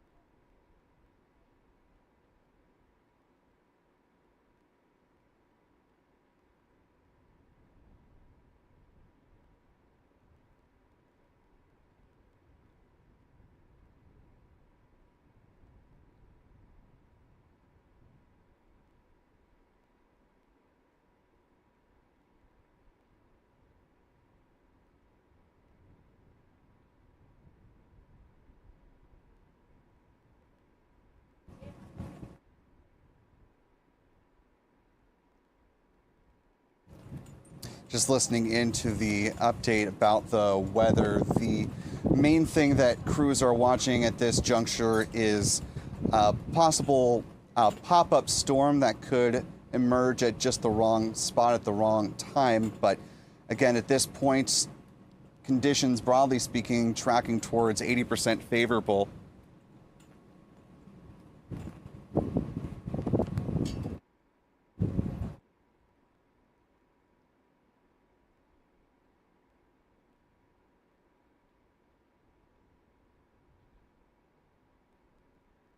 Taking a wide look here in the Neil Armstrong Operations and Checkout Room. All 4 of the crew members have their visors down by the look of it, going through suit leak checks at this juncture. NASA Administrator Jared Isaacman currently in firing room 1 alongside Artemis Launch Director Charlie Blackwell Thompson and the rest of the launch team.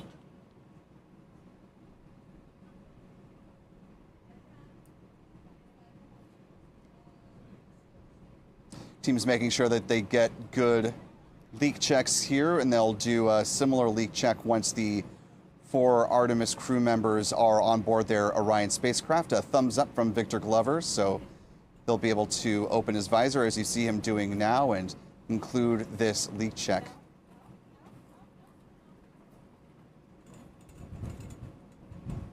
Commander Reed Wiseman still undergoing his suit leak check by the look of it in the foreground here.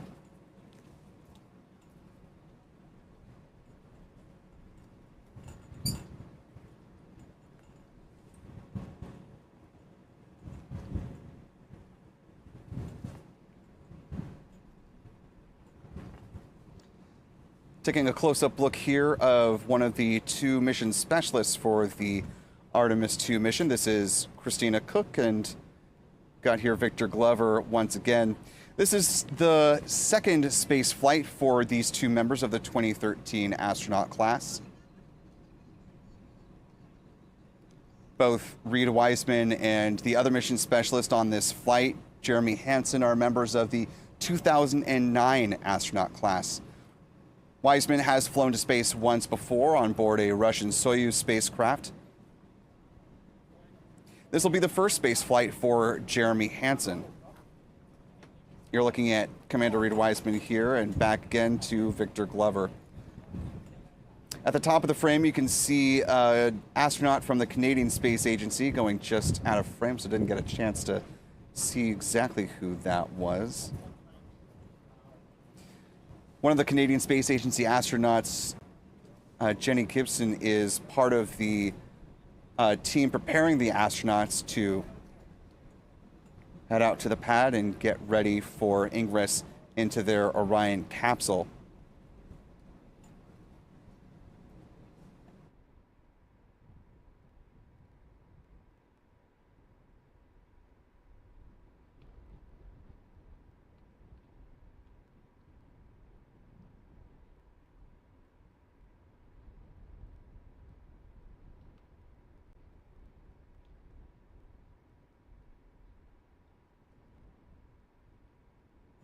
Victor Glover, of course, is the pilot of the Artemis 2 mission.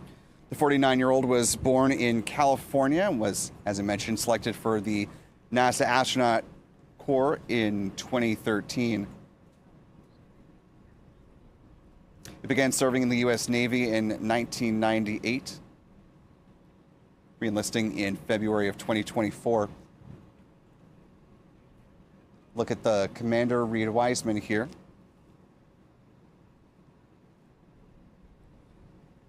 He'll be making his second trip to space on the Artemis 2 mission, having previously spent 165 days, 8 hours and change. He completed 2 spacewalks during his time on orbit, racking up more than 12 hours of spacewalking time outside of the International Space Station. He spent a couple of years as the chief of the NASA Astronaut Office between 2020 and 2022.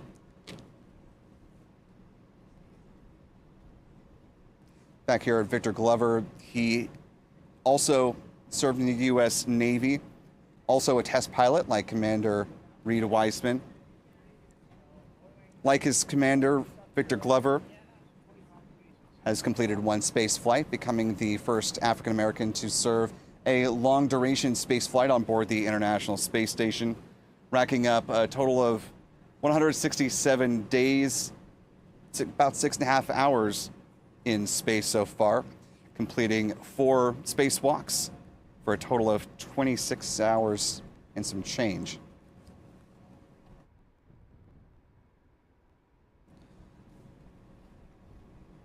Glover has some connection to the NASA administrator, since the Dragon spacecraft that he flew on board, Resilience, was the spacecraft that the administrator, Jared Isaacman, flew on both the Inspiration 4 mission as well as his second space flight as a commander, Polaris Dawn.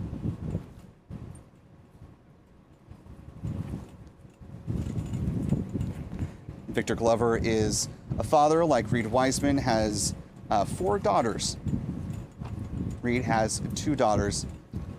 And part of the lead up to launch is being able to spend time with their families in quarantine.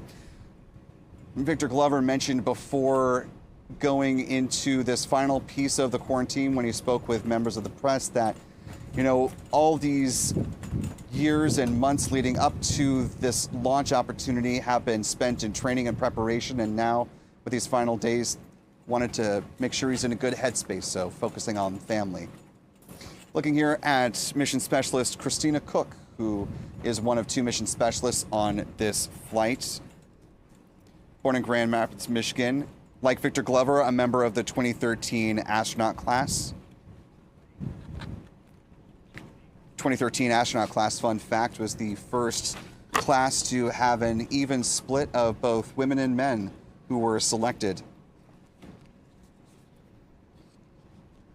Christina was tapped to be one of Time Magazine's 100 most influential people this decade, when she was one half of the first all-female spacewalk that happened in 2019 alongside NASA astronaut Jessica Meir. Meir is currently serving on board the International Space Station, launching as the commander of Crew 12. And as it just so happens, given the timing of the launch of Crew 12 and the forthcoming flight of Artemis 2, these 2 NASA astronauts will once again be in space simultaneously, just a little bit further apart. However, one of the flight events is for the Artemis astronauts to have an audio communication event with the members of the International Space Station. So reuniting these two incredible astronauts once again. The first time that we'll have a human crewed spacecraft in deep space alongside continuous human spaceflight in low Earth orbit. Rounding out the crew, the other mission specialist, you're looking at Mr. Jeremy Hansen from the Canadian Space Agency. Of the 4 astronauts who are flying today, Jeremy is the only one who doesn't have flight experience, but he has a wealth of astronaut training experience. He was selected, as Reed Wiseman was, in the class of 2009. The 50-year-old, born in Ontario, Canada. He has had the privilege of being the first non-American to help lead the training for a batch of NASA astronauts, that being the 2017 astronaut class, nicknamed the Turtles.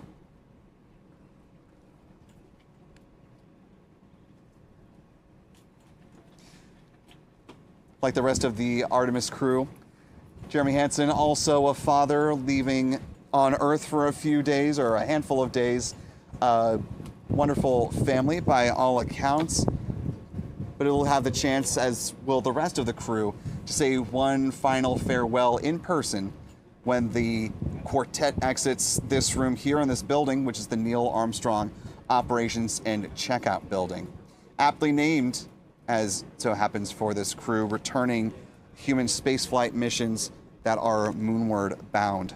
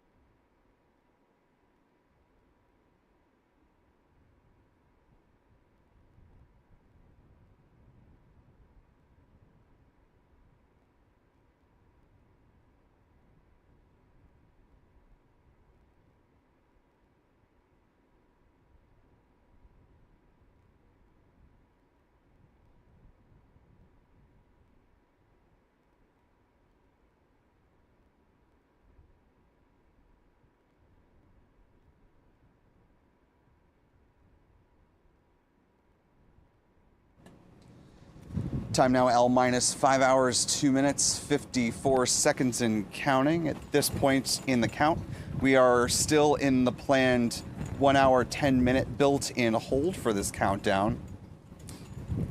All stages on the Space Launch System rocket are currently in replenish. The closeout crew, who you got a quick glimpse of, who were on the side of the road near the Launch Complex 39A gantry area, should have made their way towards the White Room at about quarter past the hour. About 15 minutes between when they are set off to the White Room and when they should be up there to start preparations for the crew's arrival. Ball continues to go smoothly here. We should see the flight crew departing the ONC within the next several minutes, and then making their way outside to greet their friends and family. And we've got our Adam Bernstein out there looking to capture some photos of their emergence and then departure. For those who weren't with us during our coverage of a test called the countdown demonstration test, the vehicle that the crew will be taking out to the pad is not the vehicles that you may have seen in some B-roll or some video from earlier training operations. Once upon a time, electric vehicles from the company Canoe Technologies were contracted to drive the Artemis astronauts out to the pad and support operations that involved crew going from the ONC to the launch pad. However, that company went bankrupt in 2025, and so NASA made the decision to pivot and instead use the Astro van that was used and we saw during the pre-launch operations for the Boeing Starliner flight. And so it's got a new wrap, but you may recognize the shape. That'll be the vehicle that drives all 4 of these crew members out to Launch Complex 39B today. Unclear at this point in time if NASA's plan is to stick with sharing that van between them and Boeing/United Launch Alliance, who manages the rocket, of course, for the Starliner spacecraft, the Atlas V.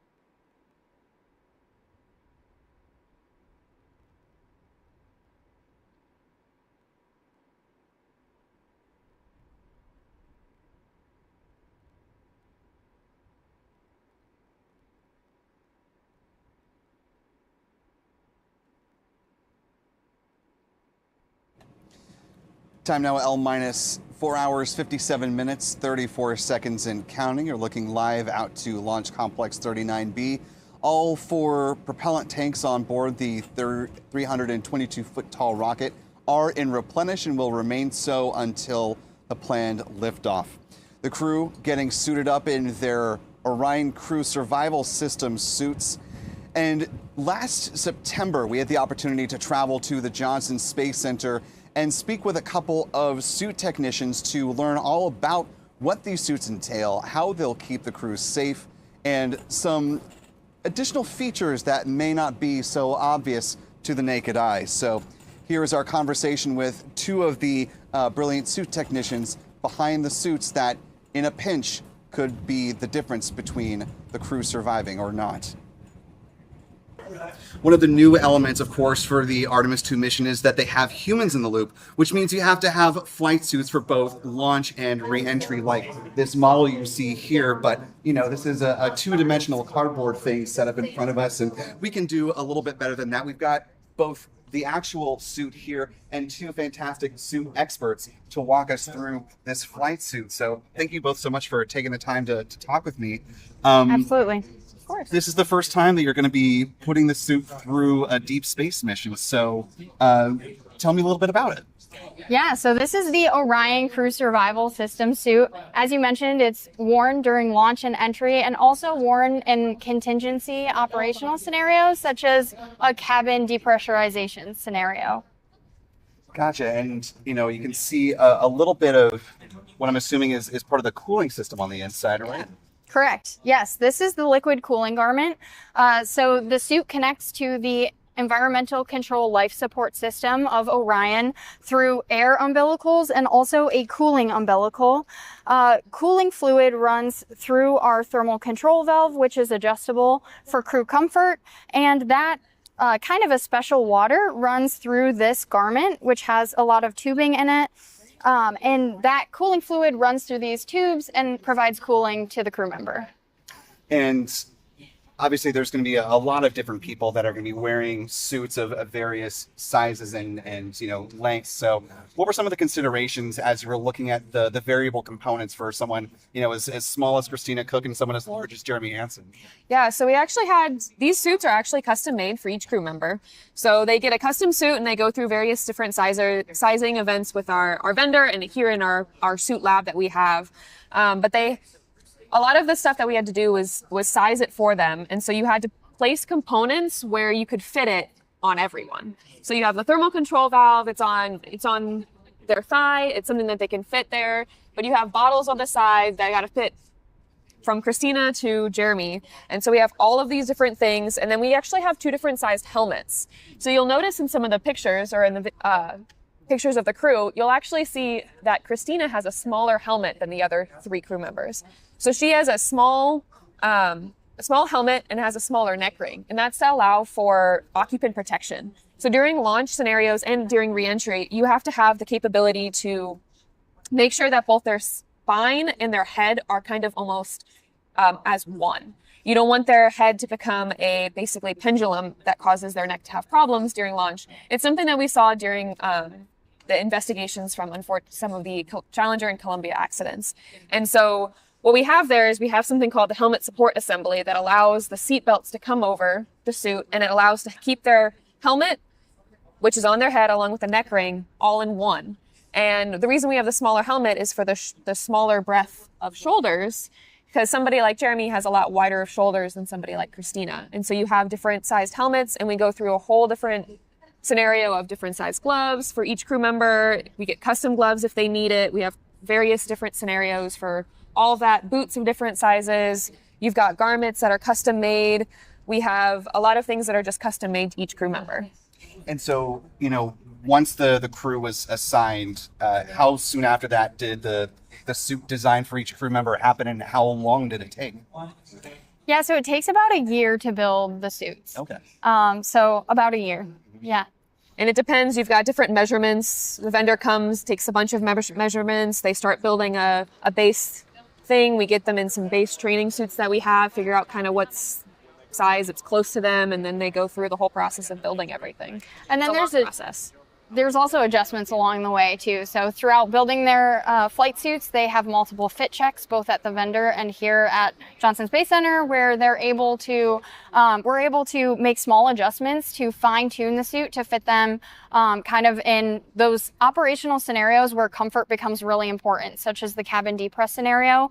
We need to accommodate mobility. We also need to accommodate comfort in those long duration emergency cases. I was going to say the suit has to be able to be worn and sustained potentially for hours in an off-nominal scenario. As you were looking at some of the learnings from the last time this flew, or the first time this flew in Munich and Campos, what were some of the biggest things that you were able to take away from that and maybe do a little bit of tweaking with these suits that are going to fly in Artemis 2? So we did learn from our Munican who flew, we learned that a lot about the occupant protection side of things. So we had a lot of different sensors on him that were able to record data for our occupant protection side of things. In terms of some of the other like pressurization or any of that stuff, we didn't have a whole lot that we learned necessarily, but we learned about all the integration with the vehicle, actually having a mannequin in a suit in the vehicle. So we learned a lot, and then the sensors for launch and entry. And so obviously this is going to be a roughly 10-ish day mission. I'm sure you're going to get a lot of feedback from all four of them. What are you most looking forward to hearing from each of the crew members once they've had a chance to wear this and actually experience it in deep space? I think our biggest goal on this team is in general just to make sure that the crew is safe and keep them comfortable, right? So seeing their faces on recovery day and just seeing them land safely and our hardware did its job, I think is going to be the most exciting part. Yeah, I would agree. Seeing them land on the helicopter, on the ship for recovery, I think that's where it's really just going to be the most rewarding because we know we got them home safe, right? I work specifically on the off-nominal waste management system, which is only used in that contingency scenario. A very important contingency Very scenario. important one, but I hope my hardware is really never truly used for its full capability because I just don't want, that is a really, really bad day. And I don't want that. And I'm seeing them come down and seeing them walk or seeing them move after when they return to Johnson is going to be the most rewarding because we know we kept them safe. And that's the most important part for our whole team is we are crew survival engineering. Our job is to keep the crew safe. Yeah. And that's in all phases of the mission. Our hardware could be used and we just want to make sure that they're safe. And to add to that too, because I work on the orthostatic intolerance garment, which is something that for a nominal entry they would wear. So that is the one piece of hardware that I work on that they would wear for reentry. And again, seeing their faces on recovery day, if they're standing and the OIG is doing its job, the orthostatic intolerance garment, it's maintaining their blood volume in the upper part of their body and minimizing symptoms that could come from orthostatic intolerance, such as nausea or dizziness, even up to fainting. So seeing them stand up and Not fainting. and doing well will be really exciting. That means their garment is working as intended. That's this compression garment over here at the far end here. So it's kind of a compression garment that is just providing mechanical compression. It has a gradient of compression, so it's tighter at their feet and then is not as tight as you get closer to their waist. But seeing that do its job will be great. The other hardware I work on is the emergency breathing system. And like Catherine's hardware, we hope that this hardware doesn't have to get used. So yes, this is one of the two emergency breathing system bottles or reducer and cylinder. And so these are connected to the outside of the crew member's legs. You can also see it on the cardboard cutout over there. But these contain oxygen and provide the crew with 10 minutes of oxygen during an emergency egress scenario. So either on the pad or post-landing, they would be able to fully seal themselves in the suit by closing the visor and turning on these emergency breathing system bottles to provide them oxygen and keep them safe in an egress scenario. So I hope that this doesn't have to get used, kind of like Catherine's hardware, but the OIG will get used, and I'm very excited. I will be very excited to see them healthy on recovery day. Yeah. Last question for me then. What is your favorite maybe hidden feature of the suit that just doesn't jump out at you but is super cool in your mind? I'll put that to each of you. Ooh, you want to go first? You can go first. I think one of the cool features of the suit that a lot of people don't necessarily notice is actually the rescue handles. So you'll notice where the color of the webbing changes and has the reflection is actually handles. And there's handles also on the, basically right around their waist. And the rescue forces, either on the pad, during launch or around launch time, and as well as during recovery, they can actually lift the crew members using these four handles, and they'll stay pretty like flat, and they can rescue them. And it's actually a really cool feature because not people don't always see them. Right. And I think I would have looked past that too. you would have looked past it. It's just blue webbing. Right. But there's a whole harness that's like integrated into the stitching of the whole suit so that it can distribute that weight throughout the entire suit to make sure that you could lift a Jeremy Hansen in this suit without having really any issues with breaking the suit. Right. With training, of course. Yeah. You know, you don't want to just deadlift Jeremy straight up. I think my favorite part of the suit is actually the bottles that I was talking about because I work on them, right? The emergency breathing system bottles that are kind of hidden in this blue cover. You wouldn't really know what they are just seeing them on the crew members' legs.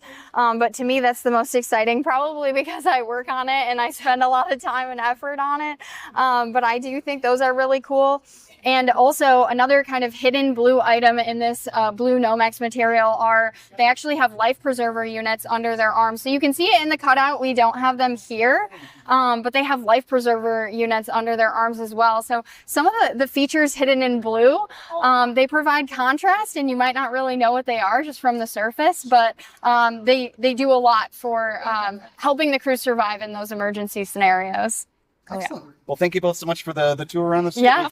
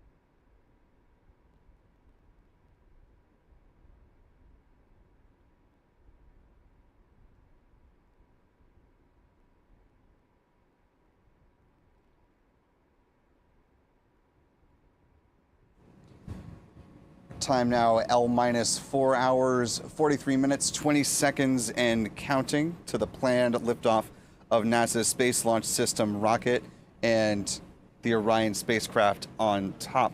We've been watching both the crew in the suit-up room at the Neil Armstrong Operations and Checkout Building.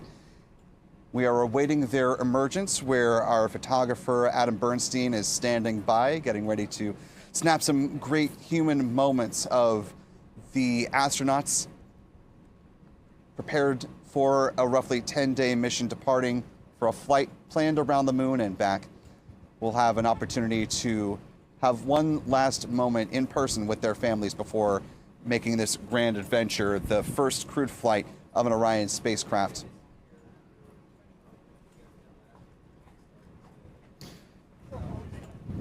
We're just a couple minutes away from when we expect views to return back to the ONC and the crew to make their way out of the suit-up room down the hall and we should get some views outside of the door that we've seen so many astronauts on so many missions emerge before their journey to the pad. Once the crew does get into their ticket to ride, their last horizontal trip here out to Launch Complex 39B, you should see the countdown clock resume at L-4 hours. So we're about 41 and a half minutes away from the planned 1 hour and 10-minute hold lifting, and the T-minus clock picking up at T-minus 3 hours and 30 minutes. It's about a 30-minute drive from Neil Armstrong Operations and Checkout all the way to the pad at Launch Complex 39B. Thankfully, the journey for the astronauts is considerably shorter than it was for their rocket to get out to the pad. Even though it had fewer miles to drive, the Crawler Transporter, the largest self-propelled land vehicle in the world, only goes at a blistering pace of 1 mile per hour. So it was a slow trek both times we saw the rocket roll out for this mission. Moving along the crawler way, the mobile launcher alongside the rocket unfueled. Together, combined with the crawler, was about 16 million pounds, rumbling along a crawlerway filled with Alabama river rocks, helping to keep things smooth and dust-free thanks to some water tankers that paved the way. Let's go ahead and take a live view here inside the White Room. You're seeing members of the closeout crew readily preparing things for the arrival of the 4 Artemis II astronauts. If you see crew member number 2, that is Andre Douglas, one of the other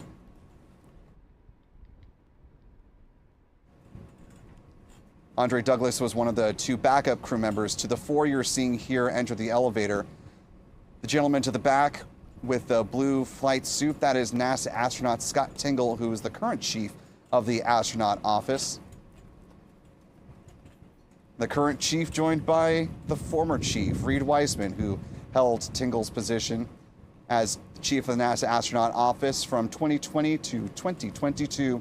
And there you see their ride out to the pad, the Astro van, reskinned from its appearance that we saw last time with the crewed flight of the Starliner spacecraft, the crew flight test back in the summer of 2024.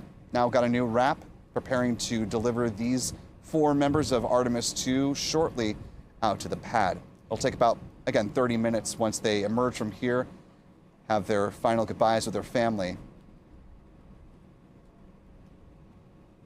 It's a little hard to see in this shot here, but if we had the ability to zoom in and enhance, want to make a sci-fi reference there, you could see, actually you can just make it out. If you look at the bottom, well, if they go back to that shot again, at the frame of the door on the bottom right, you can see the crew's Artemis II mission patch. Here an aerial view from a crossover bridge that goes in between those 2 buildings that you see. Members of the press there alongside family members near those yellowed striped lines, and then beyond, members of the NASA family getting ready to cheer on their colleagues from both the NASA as well as the Canadian Space Agency. Keep a close eye out. If you see our Adam Bernstein, it can be the Spaceflight Now edition of Where's Waldo. Let us know in the live chat if you do happen to spot him.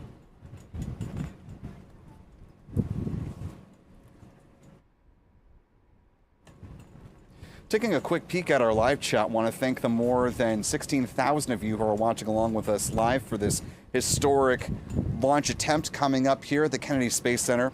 If you haven't already, you could do us a big favor just by clicking that like button and sharing the stream to allow more folks to find their way into this live launch coverage, allowing folks to see the astronauts as they're about to exit the Neil Armstrong Operations and Checkout building.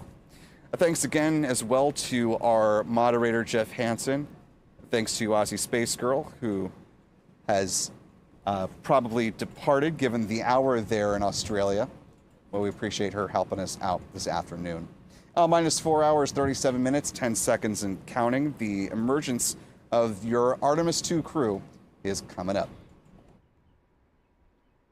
In the meantime, we can take a quick peek back at the White Room, where you can see 3 members of the closeout crew, the specially trained batch of folks who are getting ready to support the ingress or the entrance of the astronauts into their Orion spacecraft. Kind of blocking him with his body at the moment, but beyond flight closeout crew number 4, you can see the 2 hatches that are needing to be closed. It's a complex method to get these closed and create a proper seal. Just on the far left-hand side of your screen, you can see the crew capsule side hatch for the Orion spacecraft. The one that is jutting out about halfway through the screen, you can see it blocking that orange umbilical. That is from the launch abort system, an important piece of safety hardware that in the unlikely event of an abort scenario needed either at the pad once the launch abort system activates, which should happen at 2 seconds.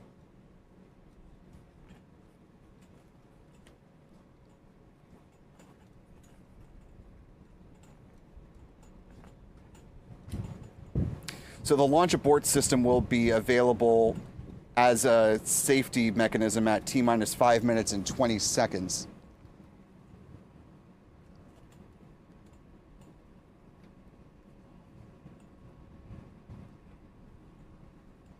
We had the opportunity to talk with the Ascent Flight Director, Judd Freeling, about the various abort scenarios, and he mentioned to us that pad abort is among, if not, actually in his mind, it is the riskiest abort possible for the crew.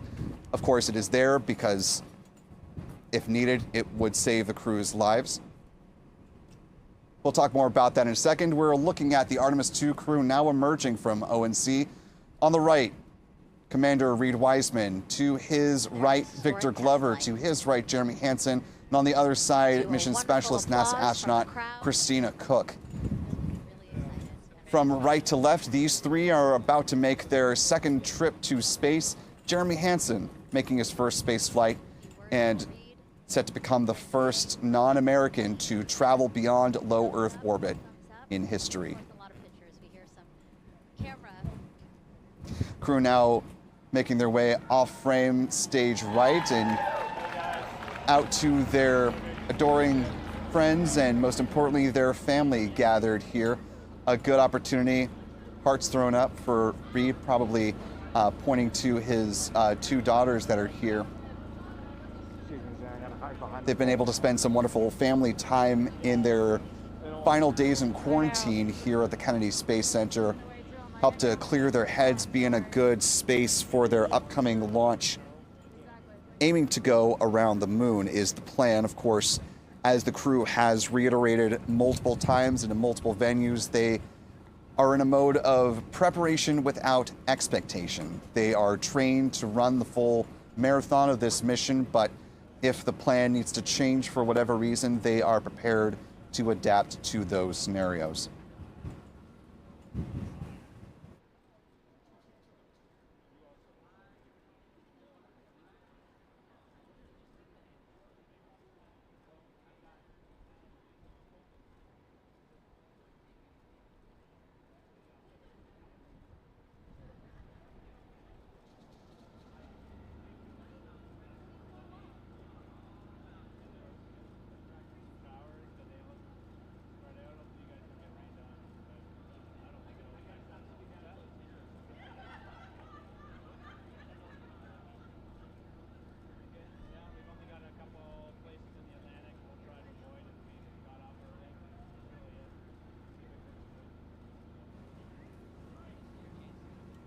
Just talking with our Spacefly Now editor, Stephen Young, who's a better lip reader than I am. The screen I'm looking at has a little bit of a glare, but going down the row, likely of his 4 daughters and possibly his wife as well. I can't see her off frame, but saying love you, love you, love you, love you.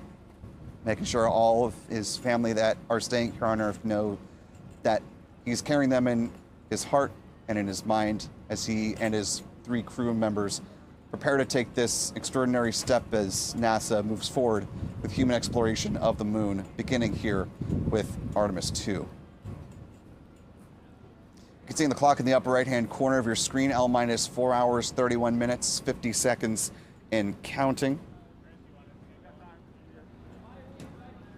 The crew won't have too much longer here to hang out before they need to get into the van. Blowing kisses to the family, one last wave. When we've seen the members of the commercial crew program board their Teslas, when they get inside and the windows go up, it allows the family members an opportunity to step forward to their vehicle before it needs to depart.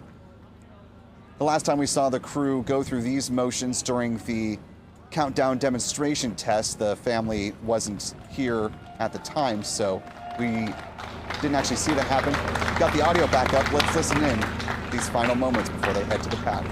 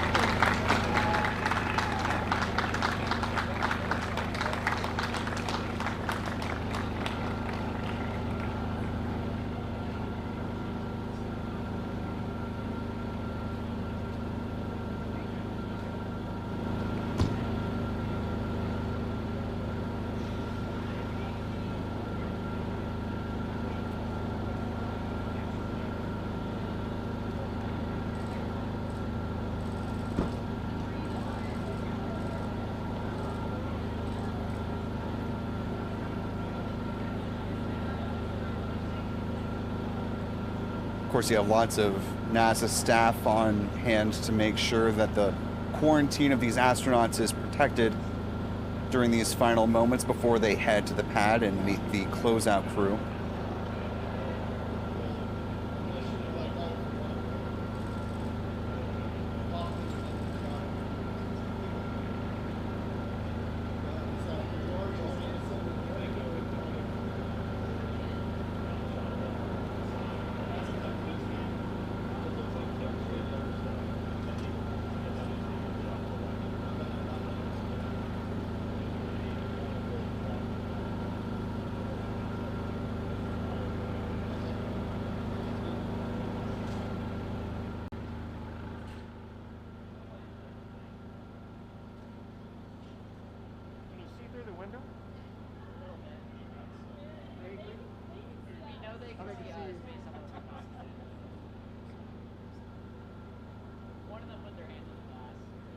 That's all you can see? Get that Titanic scene.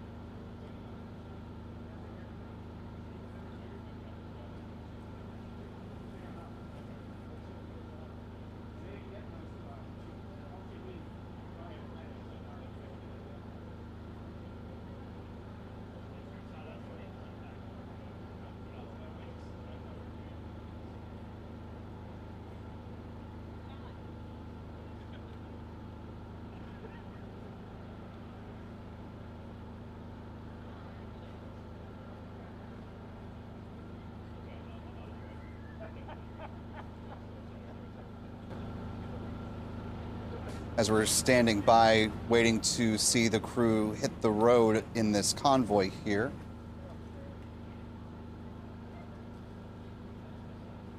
So you've got a view of Janet Petro, the KSC Center Director, there with the glasses and the baseball cap.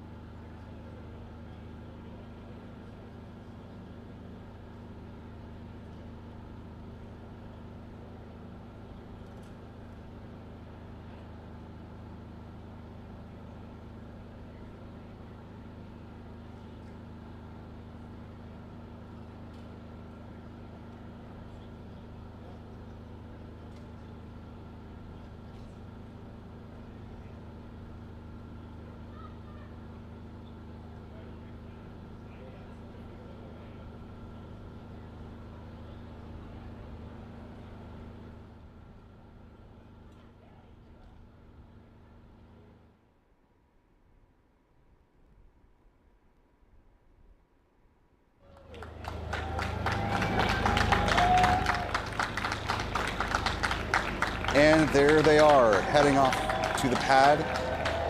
Reed Weissman, Victor Glover, Jeremy Hansen, and Christina Cook, the 4 astronauts of Artemis II.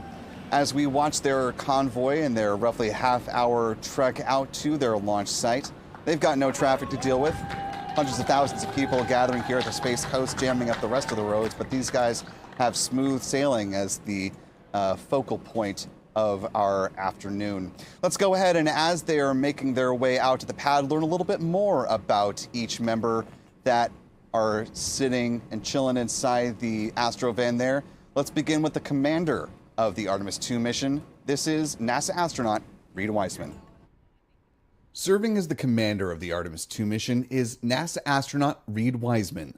A son of Baltimore, Maryland, Weissman says his passion for exploration was there from childhood, as encouraged by his parents. I always had boundaries, but it was exploration from the time I was born. You know, going to the lake with my brother, learning on my own and figuring things out, and they gave me that freedom, and it was wonderful. His first foray into public service came in the late 90s when he enlisted in the U.S. Navy. Weissman was tapped as a naval aviator in 1999 and was deployed twice to the Middle East. Weissman graduated as a naval test pilot in 2004 and was at sea when he was selected for astronaut training in 2009. Their training took them to various NASA centers, including Langley Research Center in Virginia. Oh, it's awesome so far. Absolutely fantastic. Way better than I had imagined. In 2014, following the end of the shuttle era, Weissman got his first opportunity to head to space. And liftoff. He flew to the International Space Station alongside Roscosmos cosmonaut Maxim Soreyev and European Space Agency astronaut Alexander Gerst. The trio spent 165 days in space during expeditions 40 and 41.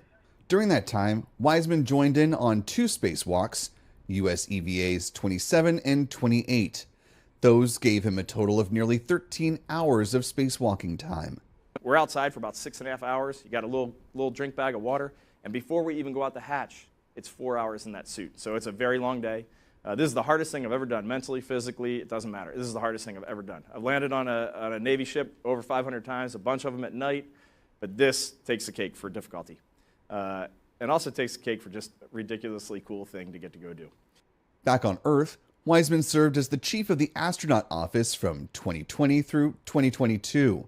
During that time, the Artemis program was announced, and he was able to help sell that idea to the world. Our sights are not set on the moon. Our sights are set clearly on Mars. And everything that you're thinking about today, everything that we're going to do on Artemis 1 leads to Artemis 2, which leads to Artemis 3 when we hope to have humans on the surface of the moon.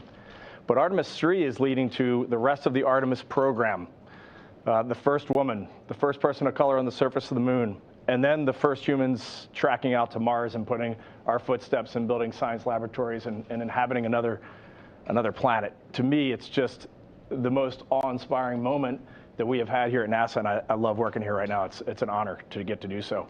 He's a decorated naval aviator. Then, on April 4th, 2023, Weissman got a new honor. he was named as commander of the Artemis II mission. He spoke with Spaceflight Now about facing nerves going into this historic flight training. I was nervous this morning for the announcement, so am I going to be nervous for this mission? Absolutely. I mean, but I've always have found that nervousness, that adrenaline, it brings you up and it allows you, if it's managed, it allows you to focus. And just being with Christina, Victor, Jeremy today, my crewmates, I already see how we manage each other's adrenaline a little bit, our stress a little bit. I can't wait to go do this mission with those three. And then to talk to our flight controllers and mission controller flight directors on the loops and our Capcoms. It's going to be an awesome team. In the nearly 3 years since that announcement, Wiseman has been diligently training alongside his crewmates, Victor Glover, Christina Cook, and Jeremy Hansen. At each step of the way, Wiseman emphasizes that they are absorbing learnings not only for their mission, but for those who will come after them as well. And when I look at the future, when we talk about what is our legacy, I don't want to look 5 years or 10 years in the future. I want to look 100 or 200 years in the future. And honestly, this is where I thought this might land wrong. I hope we're forgotten. 100%. If we are forgotten, then Artemis has been successful. We have humans on Mars. We have humans out on the moons of Saturn. We are expanding in the solar system. We have robotic precursor missions going out. We already have spacecraft outside of our solar system. Maybe we've invented something that we never even dreamed of, and maybe we inspired some kid somewhere, and maybe that's our footnote. We inspired Susie or Johnny to do what they did. That would be magical. And that was Commander Reed Wiseman of the Artemis II mission. Looking live from some aerial views of the astronauts making their way up the road, heading north towards where we're located, the Vehicle Assembly Building, past the press site.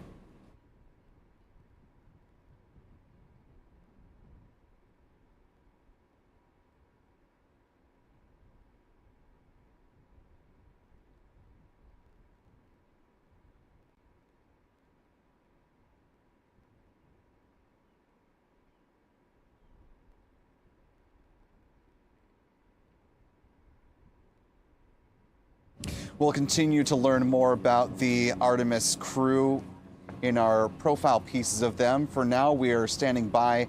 Want to make sure you get the best possible vantage point of the crew as they pass all of us here at the Kennedy Space Center. So we're training our trackers, eagerly awaiting for their emergence around the road. They are making the turn onto the Saturn Causeway.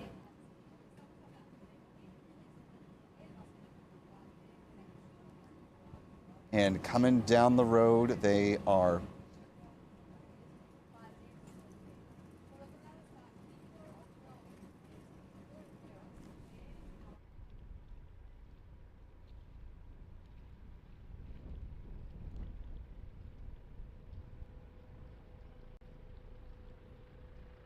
starting to hear the helicopter a little bit more loudly. You can see dozens, if not hundreds, of NASA employees and folks from the European Space Agency, the Canadian Space Agency, hundreds of people who have helped make this mission possible, wishing these 4 Artemis astronauts well on their journey.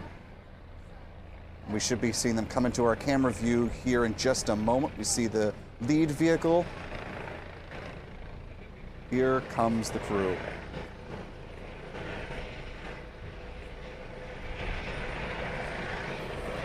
And there they are.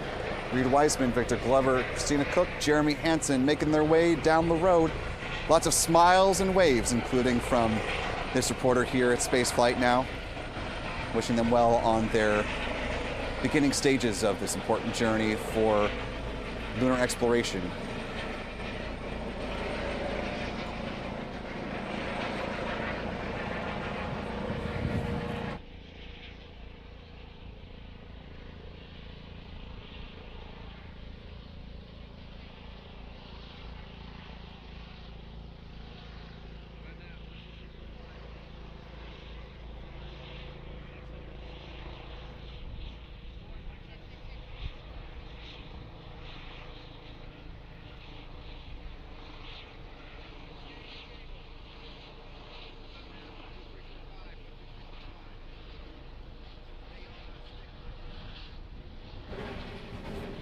The tan road that you see beside the convoy, that is the crawler way, the path that their rocket took to get from the vehicle assembly building out to the pad, laid with tens of thousands of Alabama River rocks to help make the trek of the crawler transporter 2 as smooth as possible.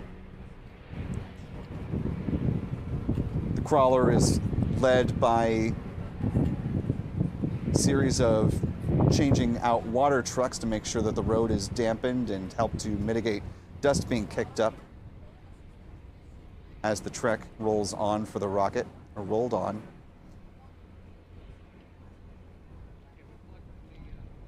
Since the SLS rocket had to return to the vehicle assembly building after the helium issue was discovered on the umbilical for the rocket's upper stage, NASA completed what has so far been the fastest turnaround of a rocket entering the VAB, getting its necessary work done and returning to the pad at just 21 days. This administration's goal is to increase the cadence for these moon-bound crewed flights, with Artemis 3 aiming to launch by mid-2027. No longer a lunar landing mission, part of the reimagining of the Artemis architecture now is that the crew will instead fly a mission that will at minimum be in low Earth orbit, possibly in high Earth orbit, but we'll see the Orion spacecraft meet up with one or potentially both of the 2 lunar landers that will eventually take astronauts down to the surface of the moon. SpaceX's Starship and Blue Origin's Blue Moon Mark II. On the right-hand side of your screen, you're taking a look back into the White Room at the top of the mobile launcher, where this crew has been hard at work to make sure that everything is ready for when that crew does arrive. And you're seeing that aforementioned crawler transporter in the box on your left, the world's largest self-propelled land vehicle, as affirmed by the Guinness Book of World Records.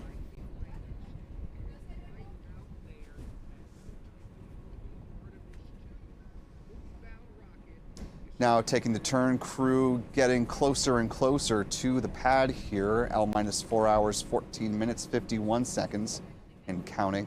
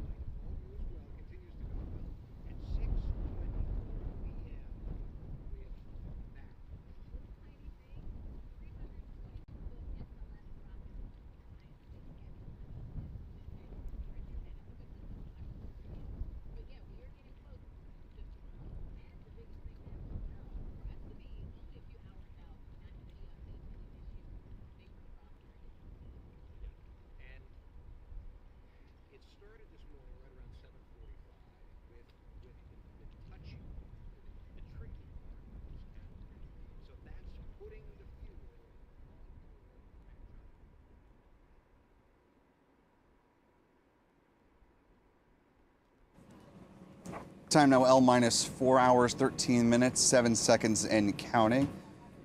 Seeing the convoy continue on the left, closeout crew work on the right. The closeout crew is currently inside the White Room, which is at the 274-foot level of the mobile launcher tower.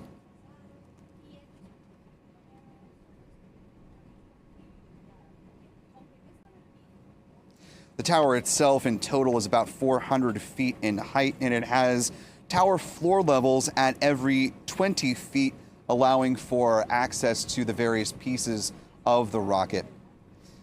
And you can see the crew is approaching the security gate there at Launch Complex 39B, a nice aerial view, spinning around the mobile launcher there at Launch Complex 39B. Crew now inside the pad gate.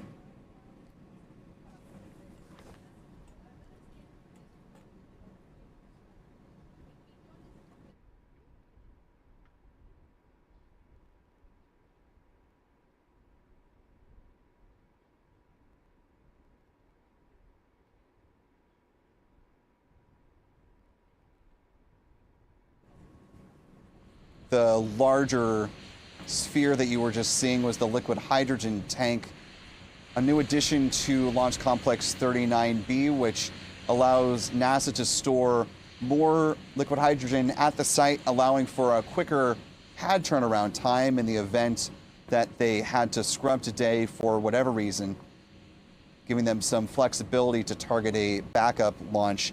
NASA mission managers say potentially within 24 hours. Of course, that is depending on the reason for any potential scrub. Astrovan about to hit its parking spot there at the launch complex. Momentarily, we'll see the doors open and the reemergence of our 4 crew members here for the Artemis 2 mission. The van on the left-hand side of your screen where you can see the NASA worm logo, that is the van that supported the closeout crew. That was their ride out here to the pad, and it will be their ride heading back once their work is complete in securing both the crew module side hatch as well as the launch abort systems side hatch.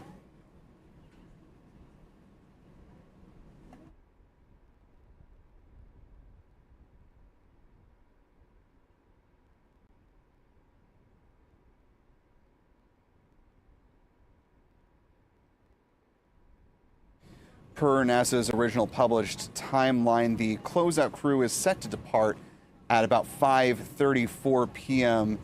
Eastern Time, 2134 UTC for those joining around the world. You can see some of the crew emerging here. Counting 3 crew members here. Let's see who we're waiting on.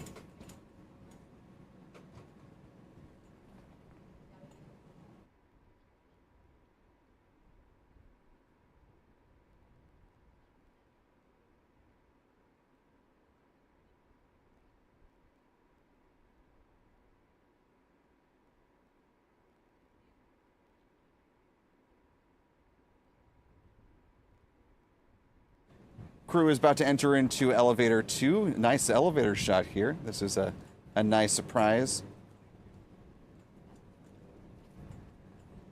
Snapping a salute from Naval Commander Reed Wiseman, also Naval Captain, excuse me, Captain in the U.S. Navy Reed Wiseman, Commander of the Artemis 2 mission. This should be the elevator that will bring them up to the deck where the crew access arm is located. That's at the 274-foot level of the mobile launcher.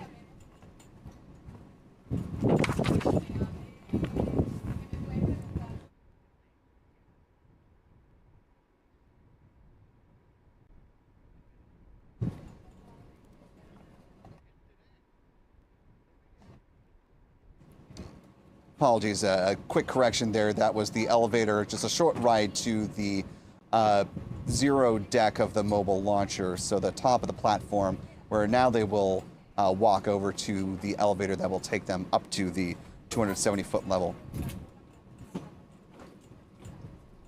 Want to make sure we note that. Quick correction there for folks. Don't want to leave you with bad information. Coming up on the final 4 hours before the planned liftoff of this crew, at least the final 4 hours before the opening of a 2-hour launch window. If NASA runs into some trouble with the cumulus clouds here, they have some latitude to move the T0 further into the window if necessary. But I will speak from personal experience, having talked to a lot of folks here at the press site. Lots of people out here are sincerely hoping that we hit a launch or see NASA hit a launch at the opening or near the opening of the window so that we can see this Space Launch System rocket fly in the daylight. as opposed to the night launch that we saw on the Artemis 1 mission.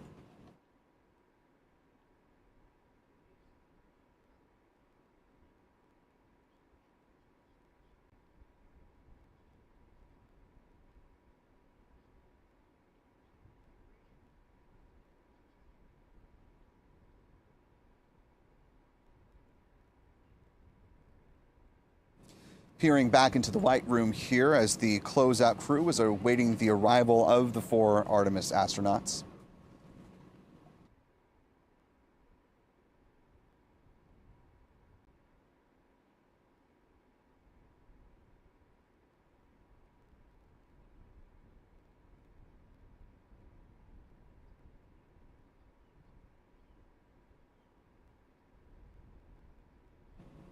Out of frame in this shot of the White Room, but if you take this camera view, Stephen, outside of the SLS rocket's White Room here. Oh, well, they're adjusting the view here. Wait till it stabilizes.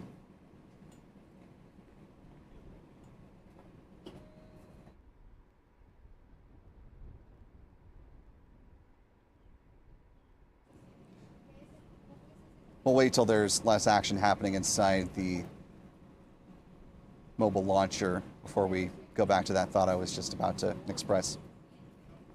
I'll touch on it briefly, though, since I made an allusion to it.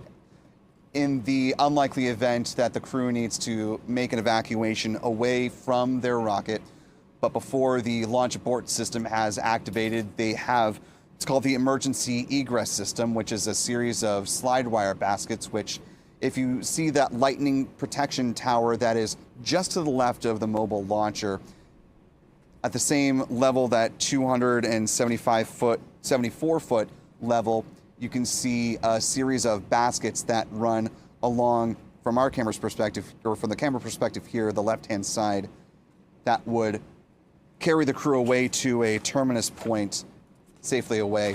And now you're seeing the crew emerge from the elevator, as we've seen them in training before. Reed Wiseman, followed by Jeremy Hansen, Victor Glover, and then Christina Cook. A really nice view. Victor Glover, a religious man, giving a nice send-up.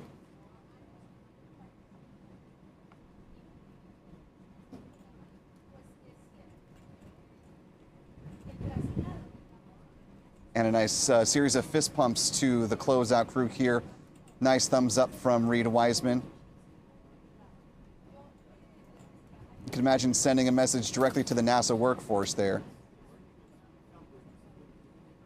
Looks like signing the wall. Not sure if there's a NASA meatball logo or what maybe on the side of the White Room, but this is the first crew to fly an Orion spacecraft, so the first crew to add their John Hancock to this White Room.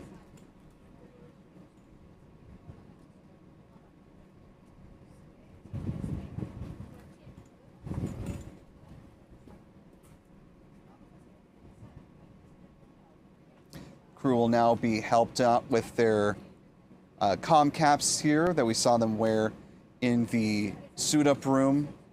Donning those again. This is part of what was in those green bags that you saw them walking into the elevator with. Again, each of these comm caps, in addition to their gloves, part of a specially tailored flight suit.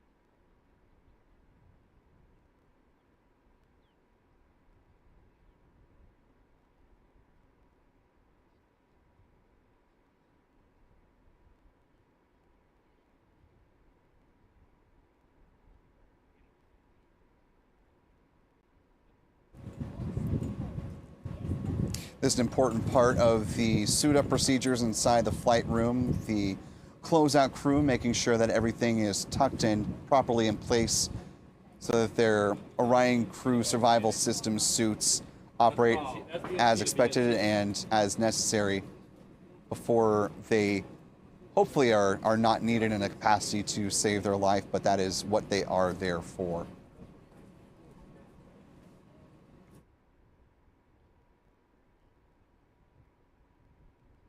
Looking down on the press site here, you can see the fishbowl that just went out of frame here, but a good view now across the water heading back out toward the pad. Not enough time for me to pop off mic and wave to the camera, but a nice little nod visually to us reporters and journalists here covering this mission.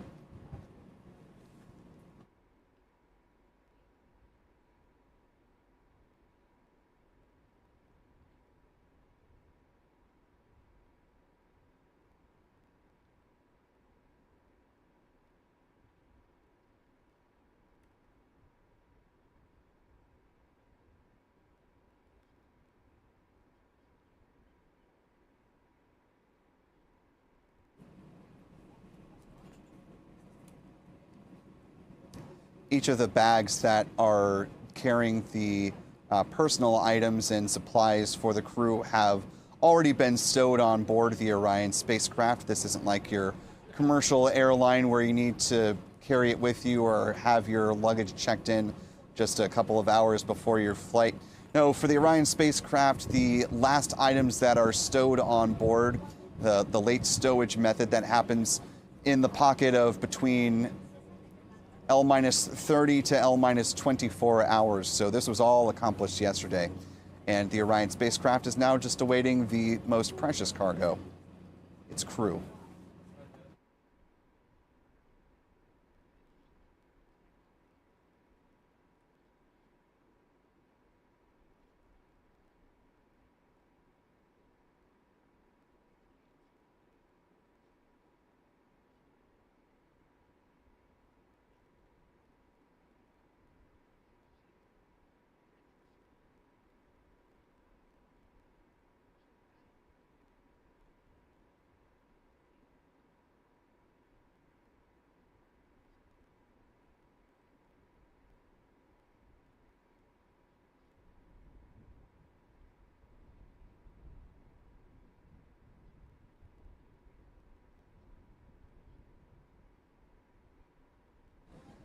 Time now, L-3 hours, 59 minutes, 26 seconds and counting. Within the last 30 seconds, the planned hold at T-3 hours, 30 minutes has been allowed to lift. Countdown clock, or the T- terminal clock, now moving forward along with the L- clock, the launch clock. So if you're looking out here on the press lawn in the big shot, you see the countdown clock there at 3 hours, 59 minutes and counting. That is the L- clock, which will continue to roll on independent of the now last final planned hold, which will come about at T-10 minutes when the big clock hits L-40.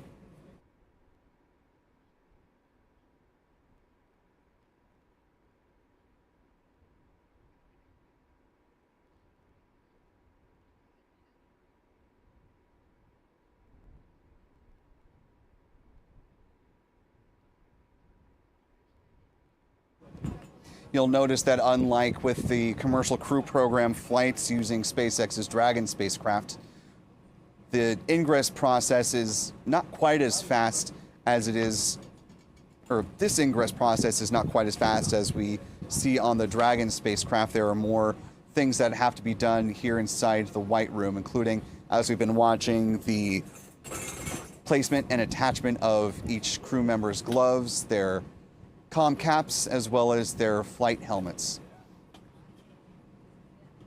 That process still in work here as we're now a couple minutes past L-4 hours and the start of crew ingress.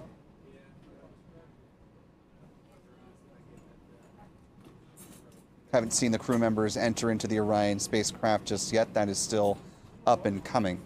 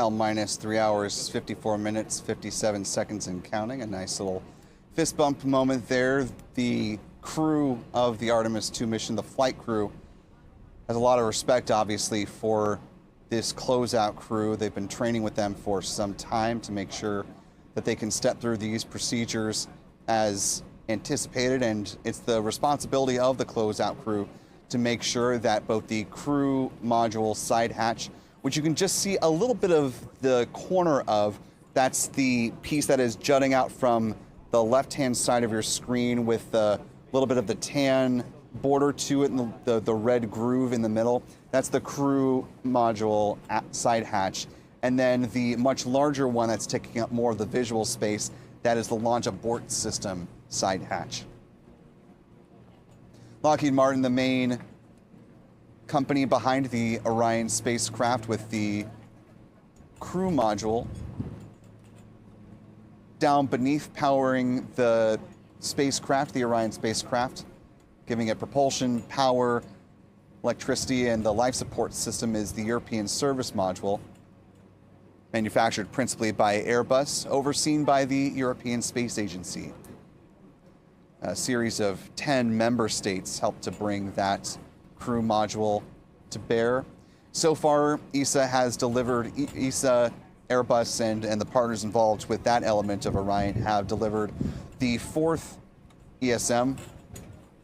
And there you see Commander Reed Wiseman about to enter into the capsule, throwing out the picture frame, giving a shout out to everyone there in the NASA workforce and from all the vendors that have helped make this moment possible for him and his crew, making his way now into the crew module of the Orion spacecraft.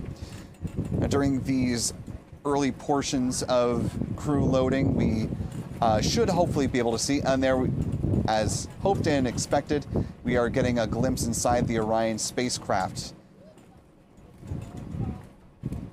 If everything continues to move as expected, this will be the home of Reed Wiseman and the 4 members of, or the other 3 members of the Artemis 2 mission for more than 9 days, about 9 days, an hour and some change.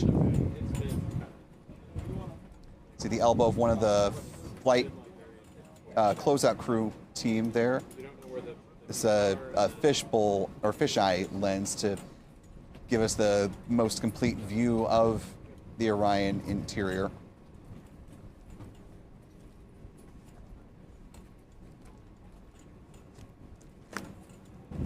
Victor Glover coming up next, the pilot of the Artemis 2 mission. Flight Commander Reed Wiseman shouting out the members of the team that are behind the camera that are all eagerly watching this ingress process, making sure to know that they are acknowledged and appreciated.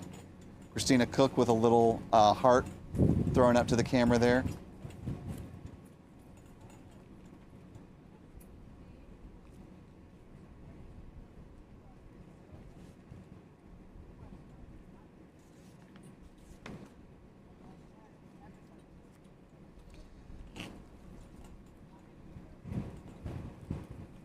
Shortly we'll be seeing, there we go, views back inside the crew module of the Orion spacecraft. The crew module itself is 11 feet or about 3.4 meters in height. It has a diameter at its widest of 16.5 feet or about 5 meters.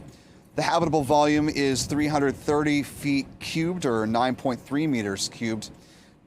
Nice view of the Orion control panel here.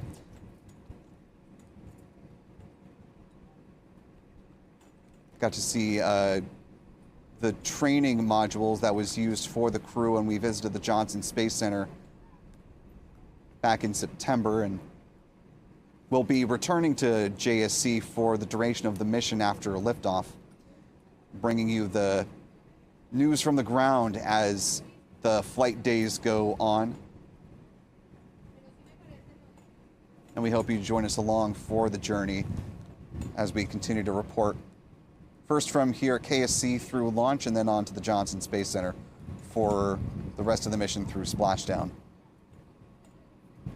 The habitable volume of the Orion spacecraft is comparable, NASA says, to if you were to put together two small minivans, cut out the space between, that's about how much space that they have inside Orion. The seats that they are going to be riding uphill on are stowable, so they'll have a little bit more room to move about the cabin, if you will, once they are in flight.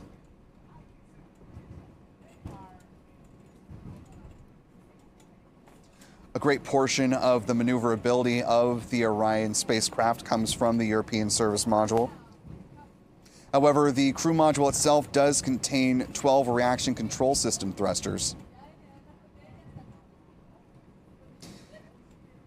And part of flight day number 1 for the crew will be performing an important demonstration of the dexterity of the Orion spacecraft, proximity and operations test, where following separation from the interim cryogenic propulsion stage, the upper stage of the SLS rocket, they'll be taking manual control of Orion and moving closer to, away from, and testing out the full 6 degrees of freedom on Orion. And that'll give the flight controllers on the ground good confidence that in the unlikely but possible event of a scenario where the crew of this or a future mission would need to take the stick in the event of an emergency, they can do so with confidence.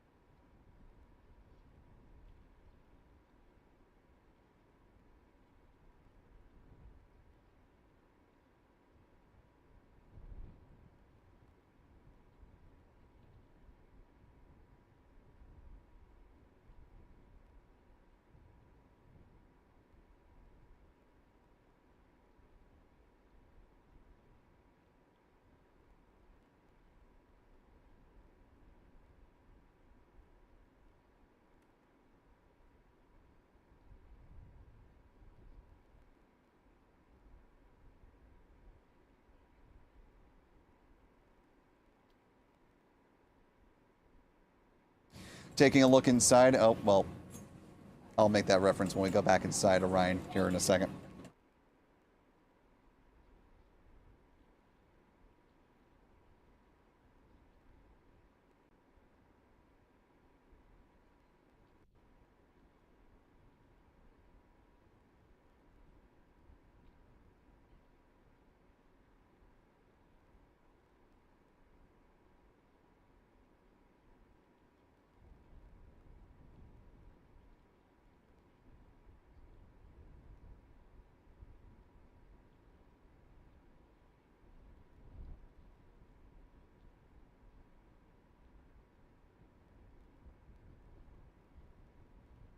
Looking back inside the Orion capsule, you can see 2 of the 4 crew members seated inside.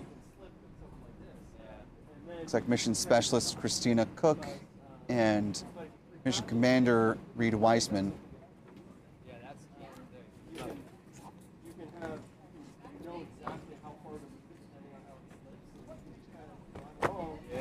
They are seated in formally on the spacecraft.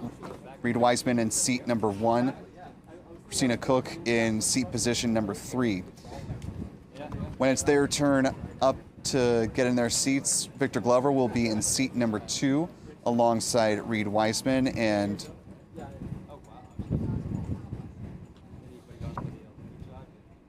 see, actually, I jumbled that backwards. Mission Specialist Jeremy Hansen is in seat number 3. The other mission specialist, Christina Cook, will be in seat number 4. So the 2 members of the 2013 astronaut class waiting for their turn to board the Orion spacecraft.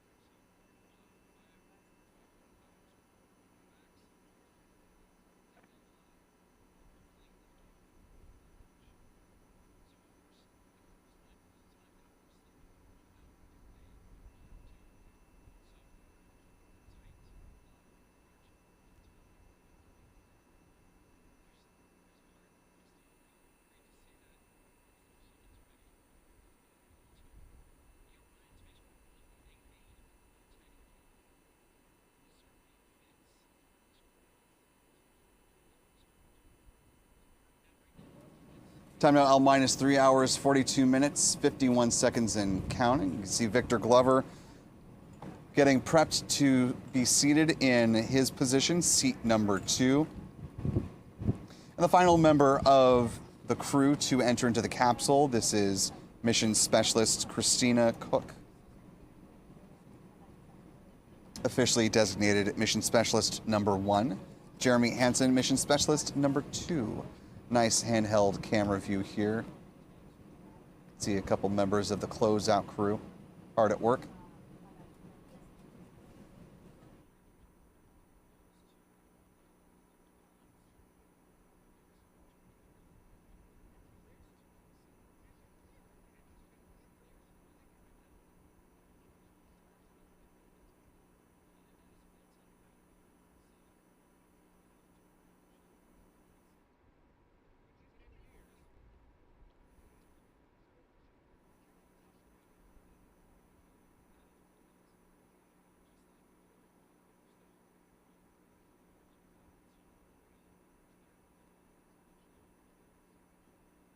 Taking a look down at the RS-25 engines there, you see some venting looking down at the engine section for the SLS rocket. The 2 aft skirts of the solid rocket boosters from Northrop Grumman on either side of the engine section here. Those 2 solids carry shuttle heritage and will provide 75% of the thrust at liftoff. About 8.8 million pounds of thrust when this rocket departs the pad.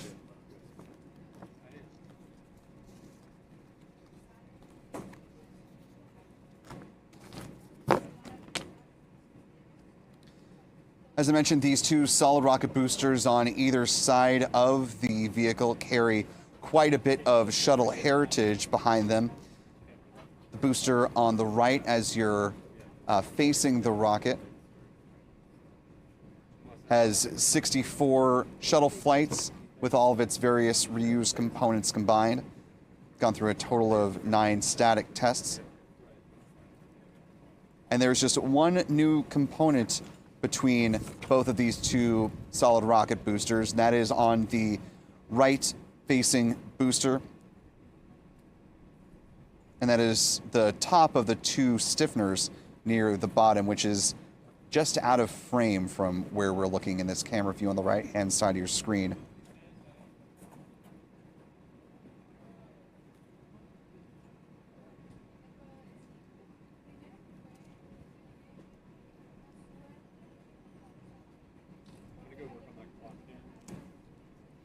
Looking from the top of the rocket to the bottom of the rocket in these side-by-side views where the crew is located right now. On the left-hand side, inside the Orion spacecraft named Integrity. Extending to the spacecraft is the white room at the end of the crew access arm, and you can see some of the umbilicals that are connected to the Orion spacecraft as well as down the column. And on the right, you're again looking at the engine section of the SLS core stage. You got a really nice view of 2 out of the 4 solid rocket boosters, which will perform a gimbal test before they are ignited about 6 seconds before liftoff.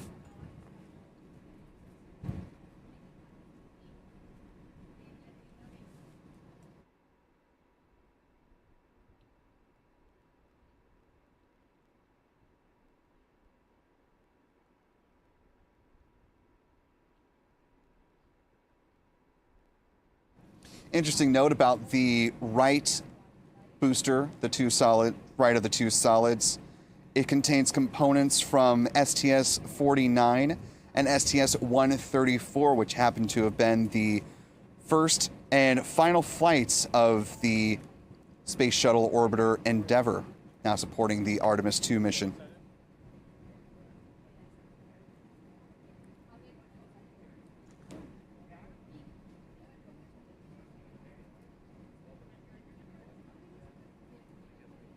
Now an executive with Northrop Grumman, the prime manufacturer behind these solid rocket boosters. The right 5-segment solid booster, the cylinder number 19 and the aft skirt number 29 here on the right booster helped support the flights of former NASA astronaut, now with Northrop Grumman, Doug Hurley, on his first space shuttle mission. That was STS-127. Of course, Doug Hurley, one half of the duo that brought human space flight back to the United States, the pair that flew the Demo 2 mission, lifting off from Launch Complex 39A on a SpaceX Falcon 9 rocket and Dragon spacecraft.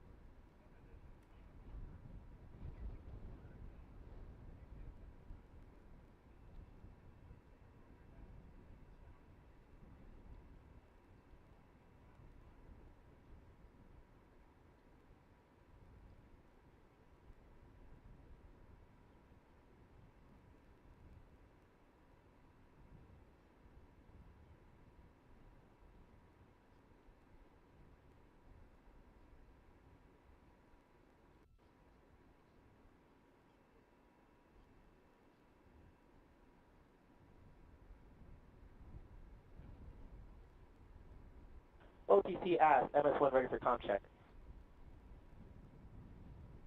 OTC copied, that was MS1. A for MS1. The MS1 OTC, comm checks Ryan Earth 1. MS1 has you loud and clear on OE1. Welcome, ma'am. And MS1, NTD on Ryan Earth 1 for comm check. NTD MS1 has you loud and clear.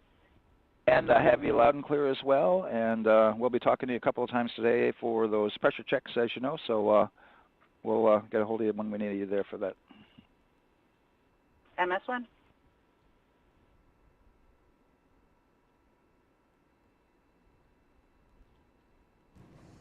And we were just hearing some ground to Orion communications there from a team in Mission Control, communicating with the flight crew on board the Orion spacecraft that they named Integrity.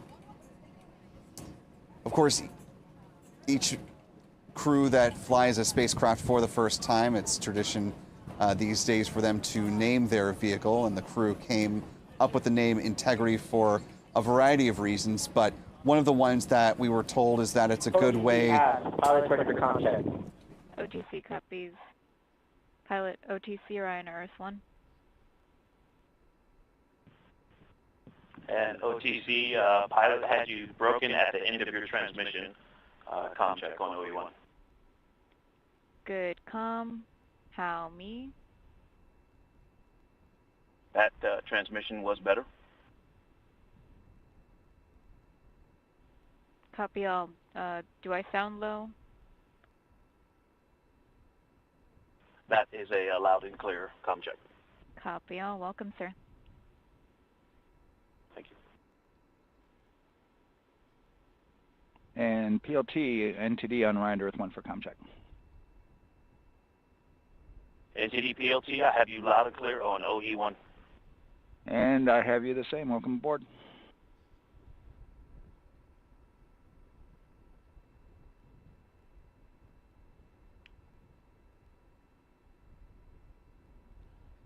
Go ahead.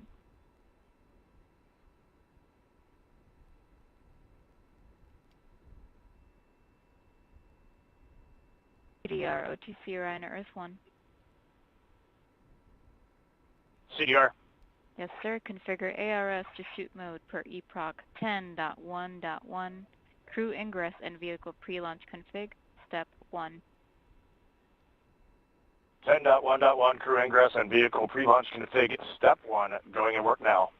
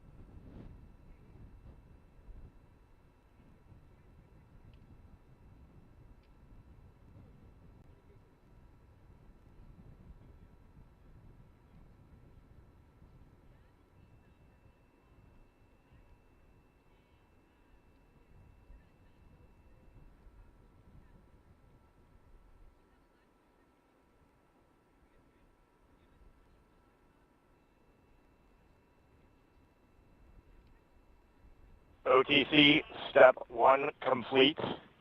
Ready for comm checks. OTC copies.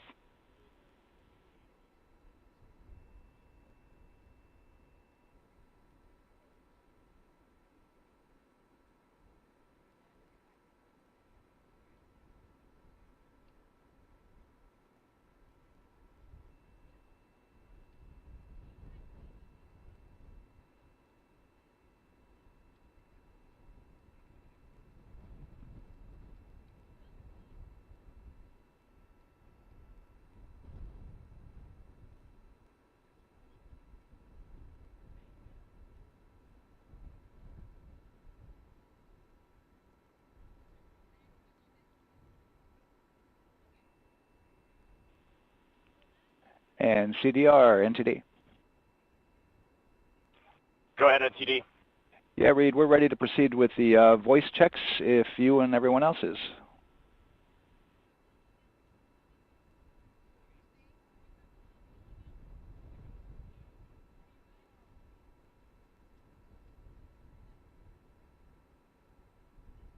NTD, integrity crew is ready for voice checks. I copy that. And integrity for the entire crew, comm check on Orion to Earth 1. CDR. PLT. MS1.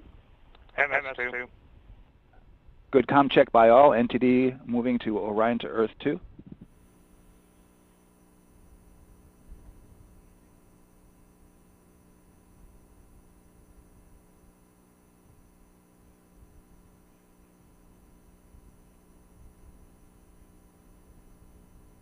CDR. PLT. MS1. MS2.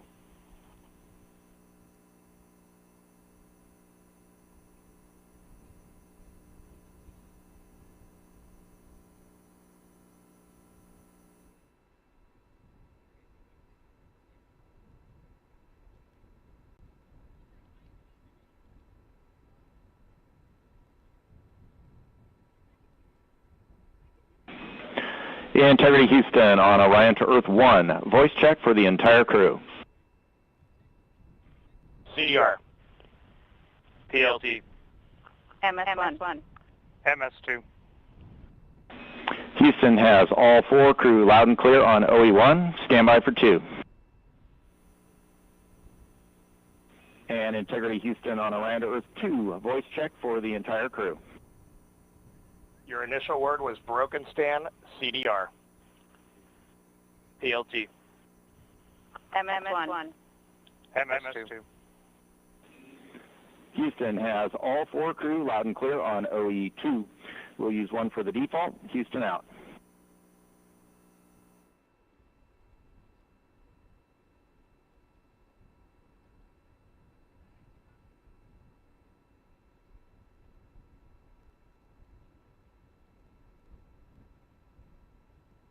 And CDR, NTD? CDR. Yeah, we're going to go ahead and we're going to clear a couple of those messages on your screen here. Just want to give you a heads up that you'll see that. Copy all.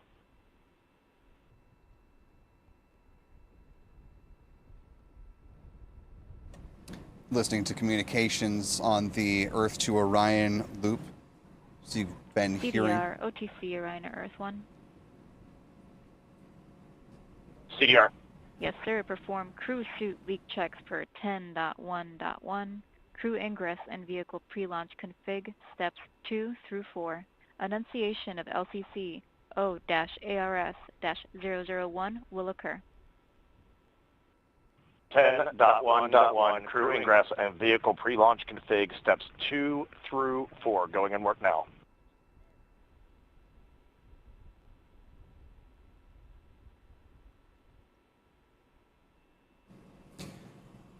The crew of the Artemis 4 mission have been going through countless simulations at the Johnson Space Center, preparing for this day to make sure that they have as comprehensive of a view of all of the various possibilities. And CDR, NTD, we're also going to do a quick refresh on your screen.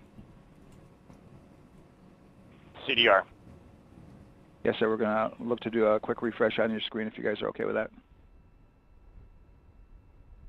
Hey, firm, just let us know when we can continue in 10.1.1. We'll go hands off.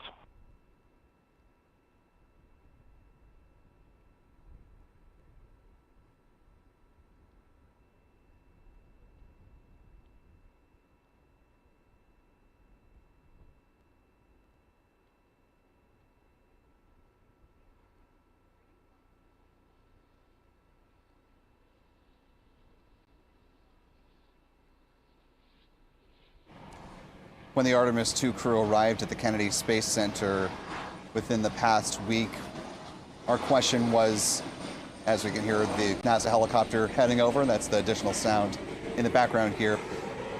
My question to the crew, and specifically to pilot Victor Glover, was concerning the final simulations that they did at the Johnson Space Center in Houston, Texas before... CDR, NTD. Go ahead, NTD. With that refresh, and you got to go to proceed with your 10.1.1. Picking up 10.1.1, step 2.3 through 4.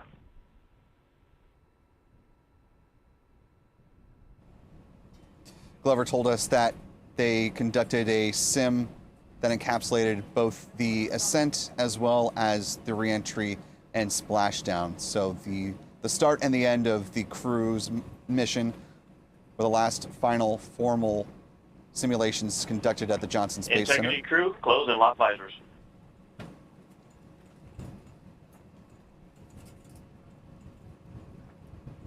And as you just heard and are seeing on your screen, visors coming down in anticipation of the start of a suit leak check. Similar to what we saw in the ONC building, but now on board the Orion Integrity spacecraft.